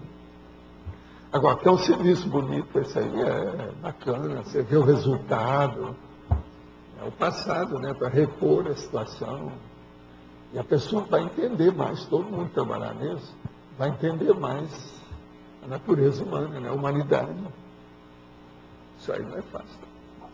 Não é nada fácil. Nessa questão do tempo assistencial, como é que se faz para conciliar o tempo pessoal com o tempo grupal? O meu caso das gerações. Examina eu com as gerações, você vai começar a entender. Não, no seu caso, você teve que esperar, né? Muitas vezes a gente vê algumas coisas que a gente também... Mas eu esperei carregando pedra. Quer dizer, minhas férias foi carregar pedra. Sim. Eu estava ali o tempo todo. Agora, isso me ajudou hoje, ó. Você acha que esse conteúdo que eu tenho para falar das coisas aqui nasceu de onde? Claro. Queimei pestanas. Fiquei careca. Azulou tudo. Isso aí, então, me ajudou. Agora, o problema é saber mexer com esse timing. Mexer com isso. Agora, a gente vê que, às vezes, hoje, até acontece muito, no nosso caso atual, de grupo, né? às vezes você tem que adiar determinados projetos para poder atender certas demandas e tal. E às vezes não tem que fazer isso. Então, qual o critério que deve ser utilizado? O critério é ver o local de conveniência, todos os itens, não é só o time. Local, companhias, o ambiente inteiro. O Onlupensene, às vezes, ele é mais importante que o time. É o Onlupensene.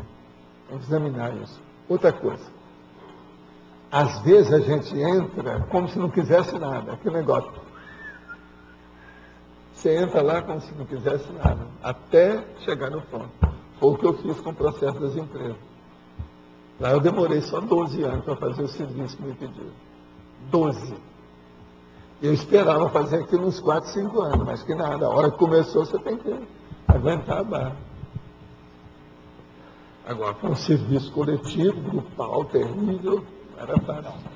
Então, veja, esse aí é outra coisa, ninguém ficou sabendo de nada. Até acabar, foi como se aquilo fosse tudo natural. Ninguém ficou sabendo que eu era um infiltrado. Mas veja só, nesse caso aí também da empresa, foi um plus até certo ponto, não foi? O quê? Um plus. Foi aquele bico extra do meu trabalho. Então, mas agora, que eu poderia oferir vantagem, não do ponto de vista material, porque isso aí eu nem precisava mais, porque eu já tinha meu pé de meia, mas do ponto de vista de conhecimento das coisas, saber como é que era, o processo social, a sociabilidade, isso tudo me ampliou muito a cabeça, me ajudou muito, entendeu? Sobre esse aspecto. Mas agora é terrível, você está ali, você entra numa máfia, né? Para participar da situação, até ver como é que faz. É que é um infiltrado. Mas tudo era assistência. Eu entrei lá por causa do processo de assistência. Eu era do conselho maior de assistência que havia lá na empresa. A básica.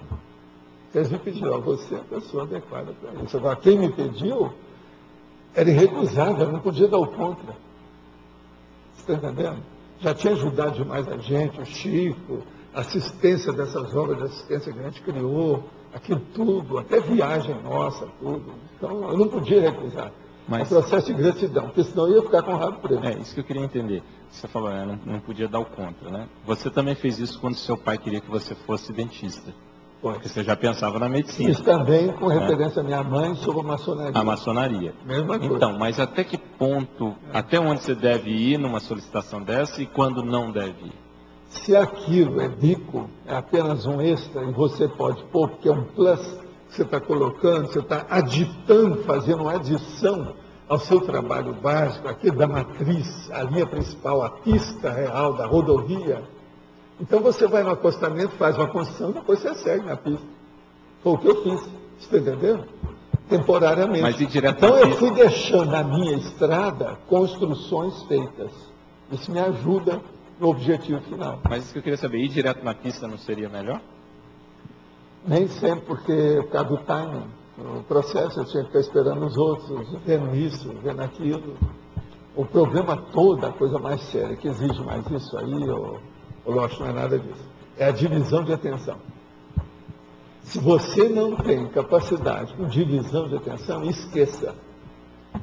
Aquela pessoa que é apaixonada por alguma coisa, se ela pegar e ficar nisso, veja bem o meu modo de ser, o meu desapaixonamento com as coisas, situações e até pessoas. Presta atenção.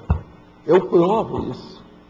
Como é com um cara, por exemplo, que mexeu com essas coleções todas, comprando bibliotecas, esse negócio todo esse patrimônio intelectual que eu mexi, e eu não me desviei para o acostamento. Presta atenção. Olha só, eu faço olha só, a prova, eu tenho prova da minha vida mesmo. Tem uma maior catálogo de história em quadrinho do Brasil que eu nem cheguei a publicar. Eu tenho ele feito. Eu gastei tempo com aquilo, cabeça, desconto. Mas é que eu sou rápido nessas coisas, você sabe, eu não gasto tanto tempo assim, eu não sou tão comum assim de estar demorando com isso. Mas veja, só isso aí. A questão Como é que fez tudo? do ouro, né? Que você também fez um livro sobre investimento em moeda de ouro. O livro sobre investimento, que até o povo depois de Brasília vem atrás de mim, porque sabia que eu mexia com isso. Eles ouviram por outras pessoas, sendo que eu também não publiquei. Agora, por que eu não publiquei? Eu tinha até vontade de ter publicado, mas devido à inflação. Se eu ia publicar o negócio, eu ia ter um mês depois, a inflação já tinha comido tudo. Naquela ocasião não dava, década de 70, mas, aquele negócio. Uma vez você comentou também que se você publicasse, aquilo ia te desviar muito. Ia me desviar, porque todo mundo, mesmo assim, sem publicar, o povo todo vem em cima de mim. Você pensa bem, eu cheguei a fazer até casamento entre a história em quadrinho e o problema da conscienciologia. O negócio do nosso amigo lá dos Apicucos, lá na EBAL, a conferência que eu dei com todo mundo lá, ele presente na frente, aquele negócio todo. Tudo era para casar as coisas, você está entendendo? Agora veja, eu não me desviei nisso. Por exemplo, as empresas, entrei nesse monte de empresas, eu não fiquei lá, eu passei tudo. Você está entendendo como é que é?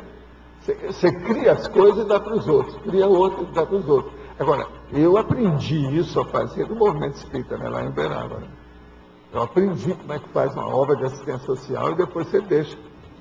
Que a coisa melhor que tem na vida é justamente isso, é você ver aquilo que você desencadeou crescer na mão dos outros e eles felizes com aquilo que eles fazem. Eu acho isso máximo. Matéria de assistência, e aí é o seguinte, aí entra a TACOM deles e a TARES sua. É você que tem noção da TARES, para saber participar daquilo sem ficar lá dentro. Que não é fácil. Por exemplo, e as mais de uma dúzia de condições que eu fiz a Home Super? Tudo nisso. Ou o caso das obras de assistência lá do nosso amigo de São Paulo, eu recusei totalmente. E criei problema com amigos meus por causa disso. Quer dizer, ninguém sabia realmente dos meus planos básicos, porque eu também não precisava de falar muito. Se eu falasse, ninguém ia admitir, porque achava que eu era do jeito que foi aqui, né? Eu, por exemplo, aqui em Foz, eu cheguei e abri o jogo de tudo. Olha o que deu. Ninguém acreditou em nada. Não, esse homem não usou nada. O outro falou, não, ele é um furacão que chegou para cá, mas olha, eu acho que não vai dar nada esse furacão. Agora os caras escrevem hoje e admitem que já tem alguma coisa. Tudo aquilo que a gente falou até aconteceu mesmo. Tá? Agora veja, naquela ocasião eu não podia fazer isso. Você está entendendo? É o problema da verbação, a verbaciologia. A gente tem que fazer uma coisa dessa quando você já tem sustento, já tem precedente, já tem embasamento. Entendeu? Lá eu não tinha tanto, porque o processo ainda era muito teórico. O povo ainda não entendia isso. E tinha certas coisas que você não podia falar nada. Esse meu trabalho, por exemplo, de 12 anos lá, eu não podia falar isso com ninguém. Não tinha nem como as pessoas soubessem isso. Só eu. Agora, engraçado que ali tinha base de Espanha, Portugal e base alemã, né? Nesse trabalho. Agora veja, mas é justamente aonde eu tinha rabo preso. É a minha interpretação. Agora você veja, como é que eu vou mexer com o processo de bebida, sendo que foi a bebida justamente aquela faixa azul que criou problema com meu pai. Sendo que foi a bebida que criou problema com meu irmão. No entanto, para diminuir o processo, principalmente dos destilados, que são as bebidas fortes, eu tive que entrar lá para acabar com isso. Para acabar com a fábrica. Isso ninguém sabia. Então, para você fazer uma coisa dessa, primeiro você frutifica a árvore. E todo mundo passa bem, depois você corta tudo. Mas você não privou nada. Você melhorou a vida de todo mundo que estava lá trabalhando. Agora, isso tem relação também que você falou que às vezes tem pessoa, por exemplo, no Exército, que tem PROEX, tem que estar lá. Para isso, justamente. É aquele nosso amigo que trabalhava na polícia, aquele que mexia com energia e tal, que tem uma cicatriz no rosto. O problema é esse. Agora, veja, isso é serviço difícil, porque você não é compreendido, né? Se alguém for examinar a minha vida, vai me recriminar. Não vou te colocar, não sabe nada do que eu estava fazendo lá dentro. Um dia desse, um amigo nosso falou isso, aí eu não entendi a sua vida. Pô, Antônio. O Antônio virou para mim e disse, eu não entendi a sua vida sobre isso mesmo, não entendia nada. Agora eu estou entendendo. Antônio, falou isso fora, a hora que acabou a tertúlia para mim. Pode falar, ó, chefe. Tudo bom? Não, eu queria falar duas coisas aqui. Primeiro, esse negócio dos objetivos que você estava falando aí. Você vai melhorando a estrada, né? E agindo no acostamento positivo, né? Isso é muito aquela coisa do indireto, né? Fazer as coisas atingindo indiretamente você também. Você vai levando tudo direto, inclusive os indiretos. Então você leva a mosca e os círculos laterais. São os adjutores ou coadjuvantes do trabalho. Esses coadjuvantes, geralmente, são mal interpretados. Porque ninguém enxerga direito o que está acontecendo. Né? Não, nem entende. Precisava de viver comigo. Isso, a pessoa quer interpretar sem saber os Vocês têm uma ideia? A minha mulher tinha envolvimento com essas coisas de uma tal maneira que nem ela eu pude falar o que era. Ela só ficou sabendo, foi mais ou menos uns 8 anos depois, que eu abri o jogo. Eu entendo. Ela não sabia qual era o meu objetivo. Isso é uma boa, e é engraçado que é uma Agora, boa... Veja, ela, que era a minha parceira, que sim. Vivi com ela. Porque eu não tenho o mesmo ângulo de visão, de compreensão, mesmo estando do lado.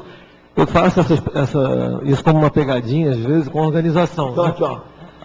Para ver quem é quem, como é que se a pessoa enxerga aquilo, se tenta ou não. Uma coisa seríssima nisso tudo.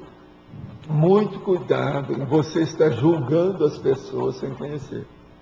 Isso. Vai sair besteira. Não adianta. Sempre. Tem que entrar.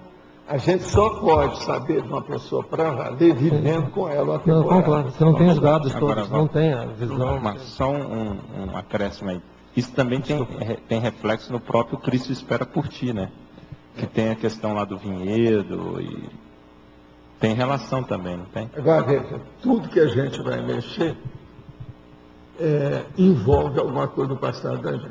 Foi por isso que eu virei para o enumerador e falei assim, Bolas, minha vida é um sufoco, hein?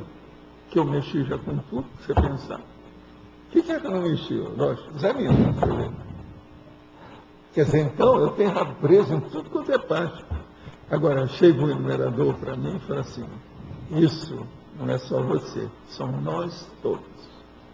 Você tem uma vantagem, você está sabendo. A maioria nem sabe ainda. Então, veja, a maioria de nós todos aqui, ó, a pessoa tem algumas coisas que ela gosta, ela quer mexer só com aquilo. Sendo que ela já trabalhou por fora nas outras coisas todas. Vai chegar a hora que ela vai ser requisitada. Então, vai chegar a hora da convocação. Sim, mas ela está preparando o terreno, né? É a harmoniologia isso, né? Agora, o centro, o foco daquilo que você está fazendo, quer dizer, o mais direto, normalmente as pessoas têm mais facilidade de enxergar, né? Aquilo que é. Não, você fazendo uma coisa exposta, abertamente, é melhor. Não, estou falando naquilo que é o principal. Aqui eu posso abrir o jogo, não tem nada para esconder. Então falei tudo. A pior é a hora que eu falei, nós vamos gastar 13 milhões e meio de dólares aqui. E eles me perguntaram, vem cá, você tem esse dinheiro todo? Eu falei, não, isso tudo eu não tenho. Agora, o que se passa? Tem meus amigos que têm. E eles vão chegar. Agora, um vai aplicar nisso, outro vai aplicar naquilo, vai aplicar. Hoje, só os terrenos que tem aqui, vale o dobro disso. Só terreno. Entendeu? Então, mas agora, os 13 milhões, nós aplicamos a maioria daquilo que eu tinha pensado. Mas nem tudo que eu planejei está feito, não. Uma das coisas que precisava ter sido feita, mas que a gente foi adiando, que teve que mudar, porque a gente tem que mudar de acordo com os planos. Foi o processo da holoteca. Esse da holoteca está falho. Quer dizer que nem o foco totalmente do que está se falando, né, do assunto, se não tiver os dados, se consegue ver mais ou menos também. Porque tem sempre aquele detalhe da nuance. Agora, por exemplo, eu ter falado o negócio dos 13 milhões e meio de dólares, isso ajudou por um lado, mas piorou também por outro. Apareceram 2 picaretas que queriam passar a perna na gente, mas felizmente os amparadores ajudaram, que ficou uma pessoa atrás do carro que estava ouvindo tudo que eles estavam falando na frente, e eles pensavam que a pessoa estivesse dormindo. A pessoa depois chegou lá e contou todos os planos deles aqui para nós. Então nós ficamos livres.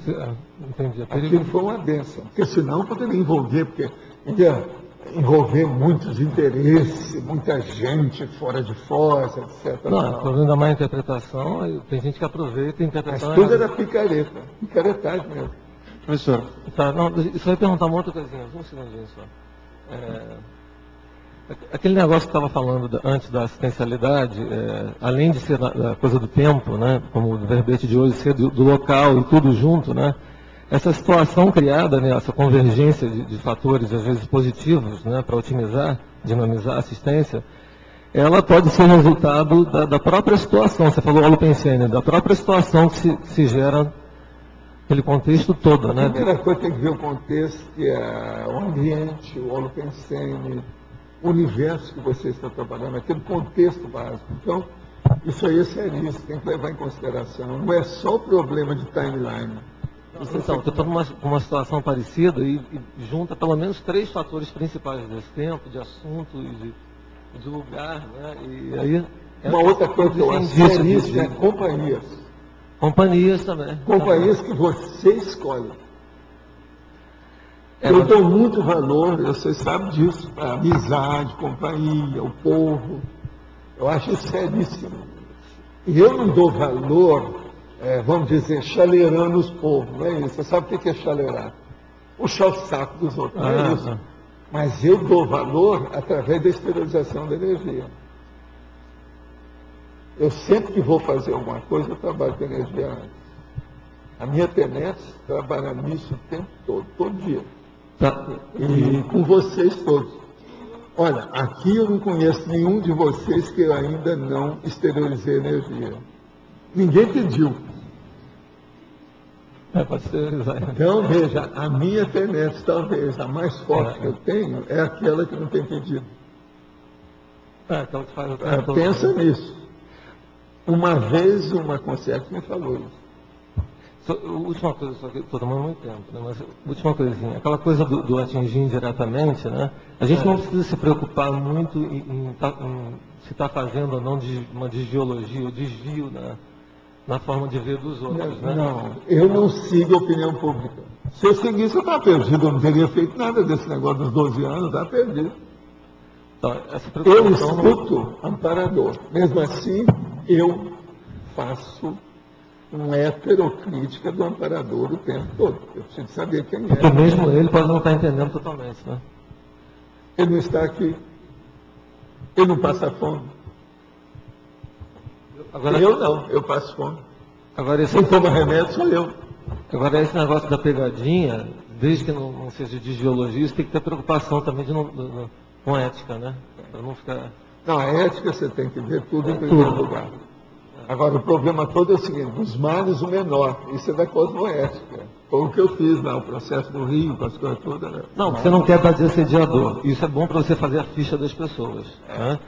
E você consegue mesmo, só que ao mesmo tempo você não quer passar a perna em ninguém, né? É difícil, né? Professor, pode falar. Você comentou agora há pouco, né, a questão de que muita gente está acostumada a fazer só o que gosta, mas chega uma hora que é convocado, né? Quais são assim as peculiaridades desse momento, assim, as crises que se vive? Quando você cresce, você já preparou aquela parte básica, você já engoliu tudo, já superou. Se você agora continuar ali, você vai ficar assim, vamos dizer, defasado, construindo menos. Então, nessa hora, vai chegar a convocação para você. Agora, isso que eu chamo de crise de crescimento. Nem sempre a pessoa vai receber aquilo de bom grado. Ela às vezes vai achar ruim. Porque a tendência da natureza humana é o seguinte, ela conseguiu alguma coisa, fez uma façanha, pronto, é dali para mais. E uma boa parte desses, às vezes, ele estaciona. Tem um monte desses esportistas que chegam num certo ponto, que ele alcançou aquele objetivo que ele queria na vida, ele piora tudo depois. Por quê? Ele amolece. Você está entendendo? E às vezes, aquilo era só o início do princípio do começo. O sério mesmo viria depois. Então a gente tem que estar acostumado e preparado para o que deve é. Como que essas convocações costumam chegar? A forma, assim?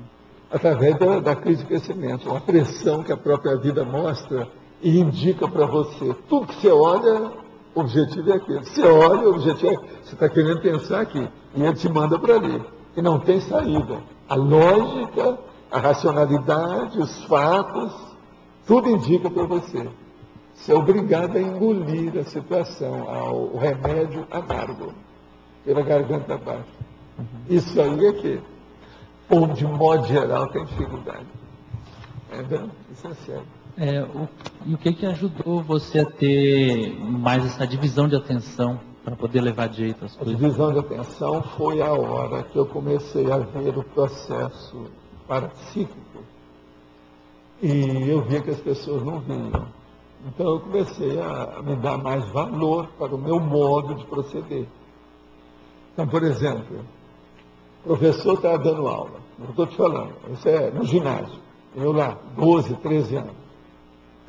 Aí quando eu vejo, está lá aquele cara, assim, isso aí vai piorar a situação. Então o que eu fiz?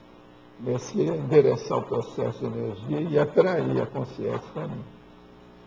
Por quê? Uma coisa é uma consciência que vem para sediar. No caso ali era o professor que estava falando. Mas ele, às vezes, procurou todo mundo. Não é que ninguém viu que ele está ali, porque ninguém tinha percepção da presença daquela consciência. A hora que eu mostrei que eu estava vendo quem era, ele vem. Aí eu faço o attachment. É a galinha com o pintinho. Vamos pegar, etc., o acolhimento. Aí eu saio dali, vou para o banheiro e começo a esterilizar a energia e dar um jeito nele até com o aparador elétrico. Agora veja, eu fiz isso de tudo quanto é jeito de você pensar. Desde as minhas palestras, meus cursos, as coisas todas. Um dos piores que havia é o seguinte, havia um professor da faculdade de medicina que era uma carne de pescoço. Mas eu trabalhava lá, então ele me respeitava bastante na coisa.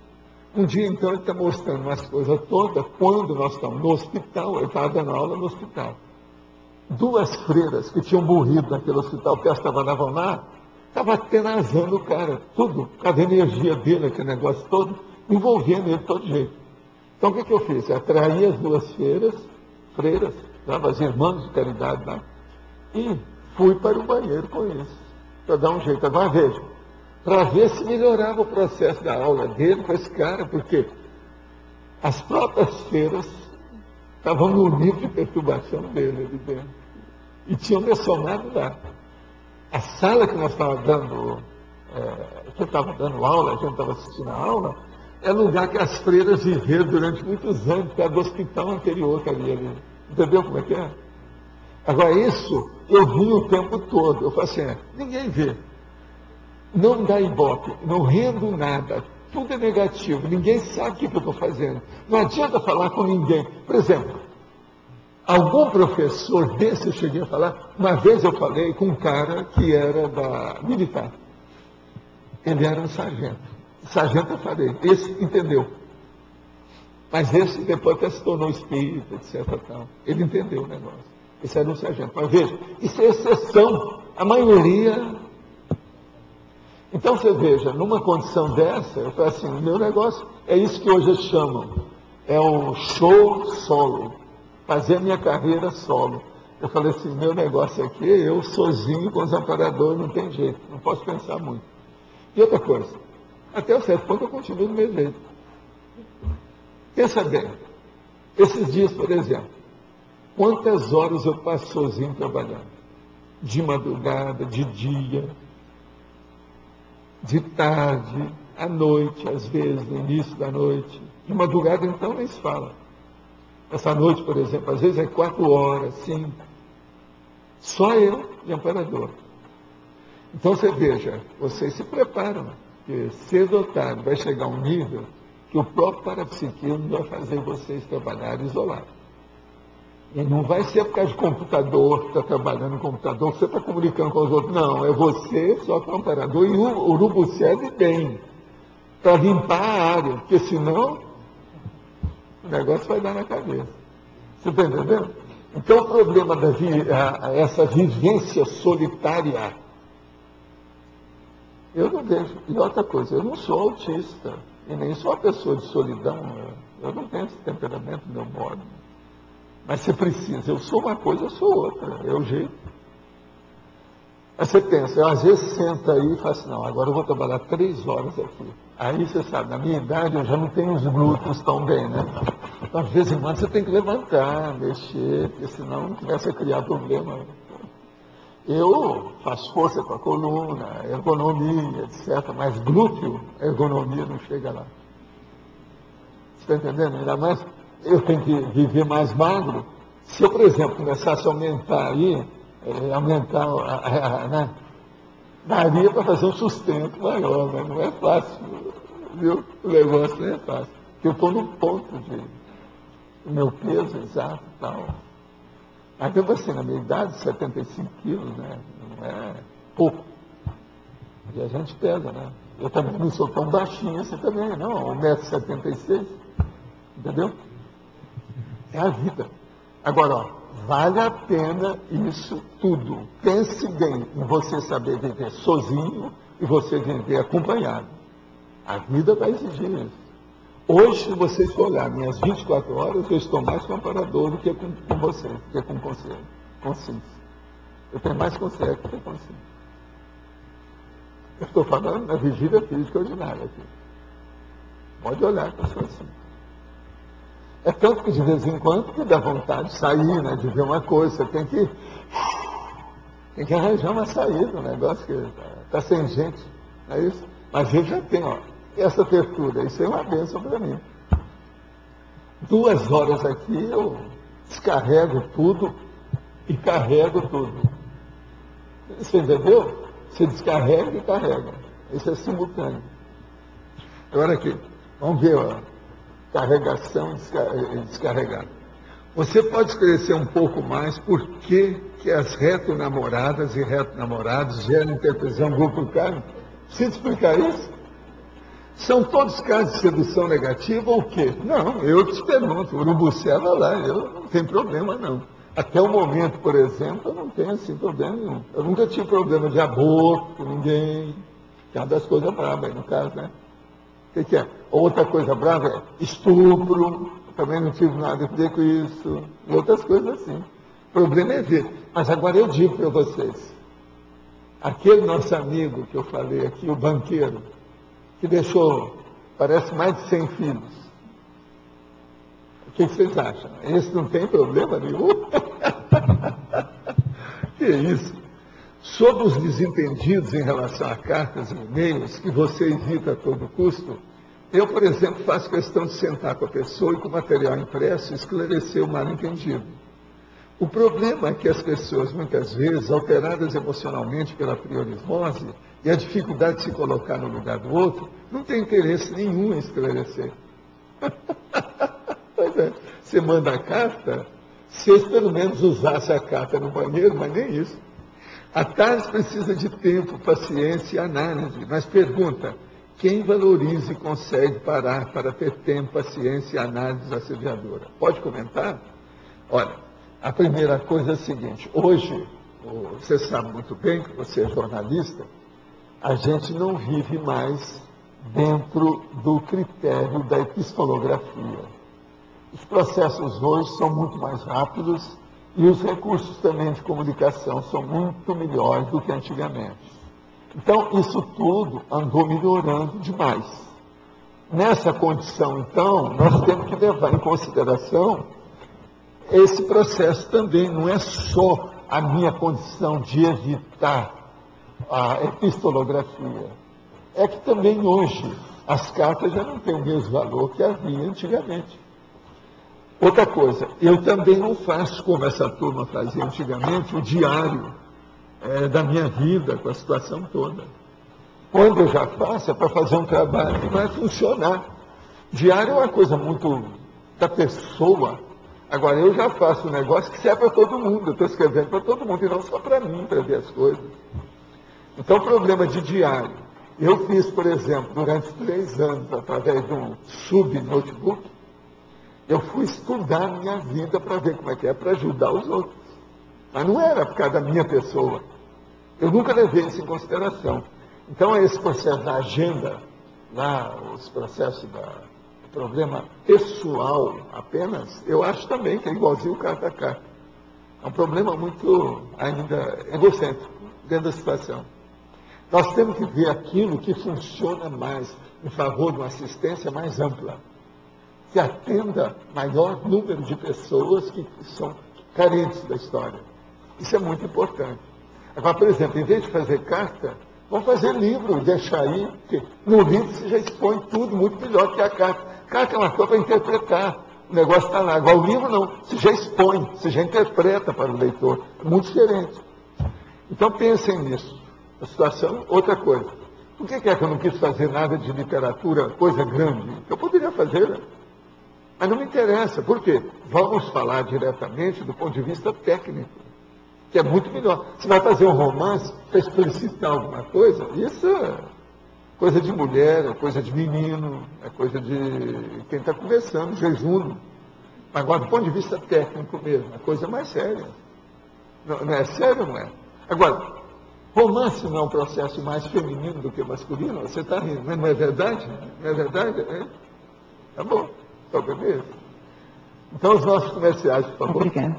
As pontuações da tertúlia de hoje foram 82 assinaturas no livro de presença, 16 perguntas presenciais, 18 perguntas respondidas online e 23 votos online.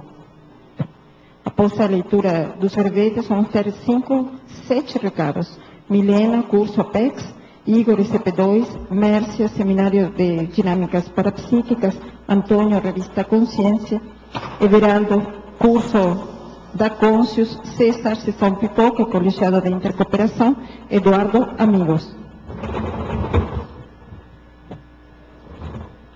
A eleição do verbete para amanhã, Beatice, Behaviorismo, Beleza, Bem-estar, Beneficência, Compensação mental somática, com sim não intermissivista, Contrapontologia, Hipocrisia política, Mirmídome, Miudeza, Mnemotécnica vocabular, Mundivindência, Neohistória, Objeto ritual, Plano existencial, Potencializador da memória, Reprodução intrafísica, Testemunho.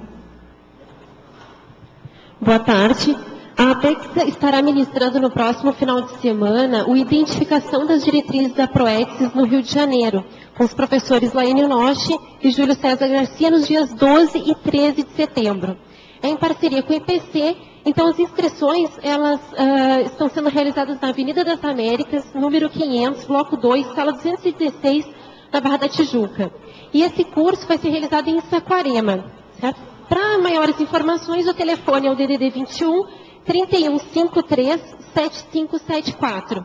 E hoje, na conferência pela internet, na webconferência da Apex, será a professora Beatriz Tênios, com o tema O Aproveitamento Evolutivo na Longevidade. É às 15h30 e o site da Apex é www.apexinternacional.org. Obrigada. Boa tarde a todos. Nós estamos aqui para divulgar o SCP-2 de Foz do Iguaçu, que vai se realizar nos dias 25, 26 e 27 de setembro, daqui a 3 semanas. A pedido, nós estamos prorrogando aí o preço atual da tabela até o dia 7 de setembro, ou seja, segunda-feira, aproveitando o feriado. Há um número muito grande de pessoas que confirmaram a participação no curso, então a gente pede que essas pessoas confirmem as inscrições, aproveitando as condições especiais desse dia. Desses próximos dias. O professor Epicom vai ser o Frederico Gani, e todos aqueles que estiverem interessados, todas as informações estão presentes aqui na recepção do CAEC. Muito obrigado. Boa tarde a todos. Nós queremos convidá-los para um seminário que vai estar acontecendo hoje, a partir das 15 horas, na sala de educação à distância, ao lado da sala das dinâmicas. Esse seminário, ele com vistas à participação na jornada de parapercepciologia, que vai acontecer no próximo ano, e é uma realização do Grupo de Desenvolvimento do Parapsiquismo da terça-feira à tarde. A nossa apresentação hoje será com a professora Cristina Aracaki, e nós estaremos apresentando até novembro, em sábados intercalados. A gente vai estar sempre trazendo o convite aqui para vocês. Agradecemos a todos. Obrigada. Bom, pessoal, só para confirmar, então, agora às 15 horas, o lançamento da edição mais recente aí da Revista Consciência vai acontecer aqui no auditório da Holoteca de 15 às 18 horas. A entrada, para quem é assinante, não paga. E quem não é assinante, precisa comprar, então, a revista, que custa R$ 25, ok? Então, agora às 15 horas, de 15 às 18, no auditório da Holoteca. Obrigado. Olá, pessoal.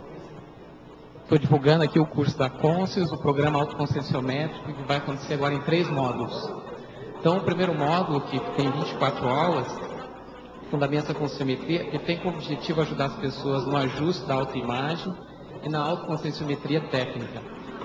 Vão ser abordados, dentre outros tópicos, a técnica da autoavaliação conscienciométrica, a auto- e heterocrítica cosmoética e a desconstrução da imagem idealizada.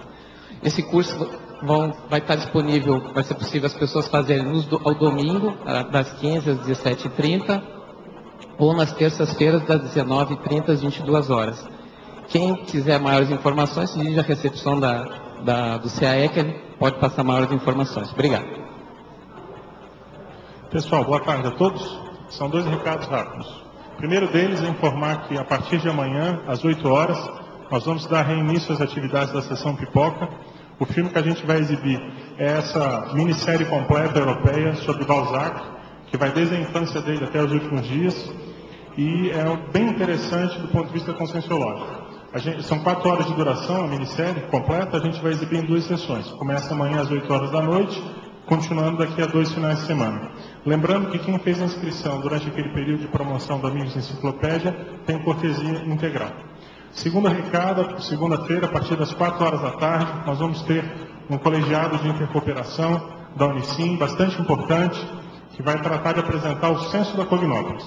Quem quer ter uma visão de conjunto maior sobre os rumos da Cognópolis, até onde a gente já chegou, e a perspectiva, vale muito a pena ir. Foram mais de 400 pessoas que preencheram o cadastro com as informações, e é muito interessante quem faz parte da Cognópolis dar um pulo lá para assistir isso. E a partir das 7 horas da noite, no mesmo dia, nós vamos ter a passagem de bastão do discernimento para o novo gestor. Vai ser feita uma prestação de contas e vai também ser apresentadas as metas, os desafios para a Cognópolis Foz. Então estão todos convidados, segunda-feira a partir das 4 horas, o colegiado a partir das 7, a Assembleia Geral do Discernimento. Muito obrigado. Pessoal, boa tarde a todos. A gente gostaria de convidar os amigos da enciclopédia, né, que se inscreveram aí, que estão em dia com o programa, para acompanharem no site, dentro do ambiente exclusivo, onde fala lá relatório financeiro, tá? Para vocês verem a arrecadação que vocês estão permitindo, tá? Em função de a questão do dinheiro mesmo, da doação, das despesas que estão sendo realizadas no programa Amigos, e assim vocês possam ter uma ideia bem transparente do que está sendo feito com essa arrecadação. Esse convite se estende a todos nós, amigos da enciclopédia, aquelas pessoas que estão interessadas em conhecer um pouco mais a estrutura da enciclopédia, do ponto de vista dos patrocínios, das despesas, e isso eu tenho certeza que é importante. A gente às vezes tem a confiança, mas às vezes não vê os dados, não vê a coisa de uma forma transparente. Nós tivemos um trabalho enorme nesse último ano para tornar isso transparente, tá? E organizado. Então a gente quer destacar isso para que vocês vejam como que isso está sendo conduzido. Isso é muito importante para nós e para vocês. E com certeza a gente está aberto para receber sugestões e críticas para melhorar mais o programa e esses dados aí que contribuem para a enciclopédia da Conscienciologia, tá? Um outro recado, a gente está aí na fase das ideias. Em breve a gente vai trazer para vocês a nossa campanha do 2º semestre. Tá? Então vai ter algumas novidades e aí a gente vai criar aquela expectativa aí até mais para frente. Tá bom? Obrigado. O verbete vencedor para amanhã é plano existencial com 10 votos. Obrigada e boa tarde a todos.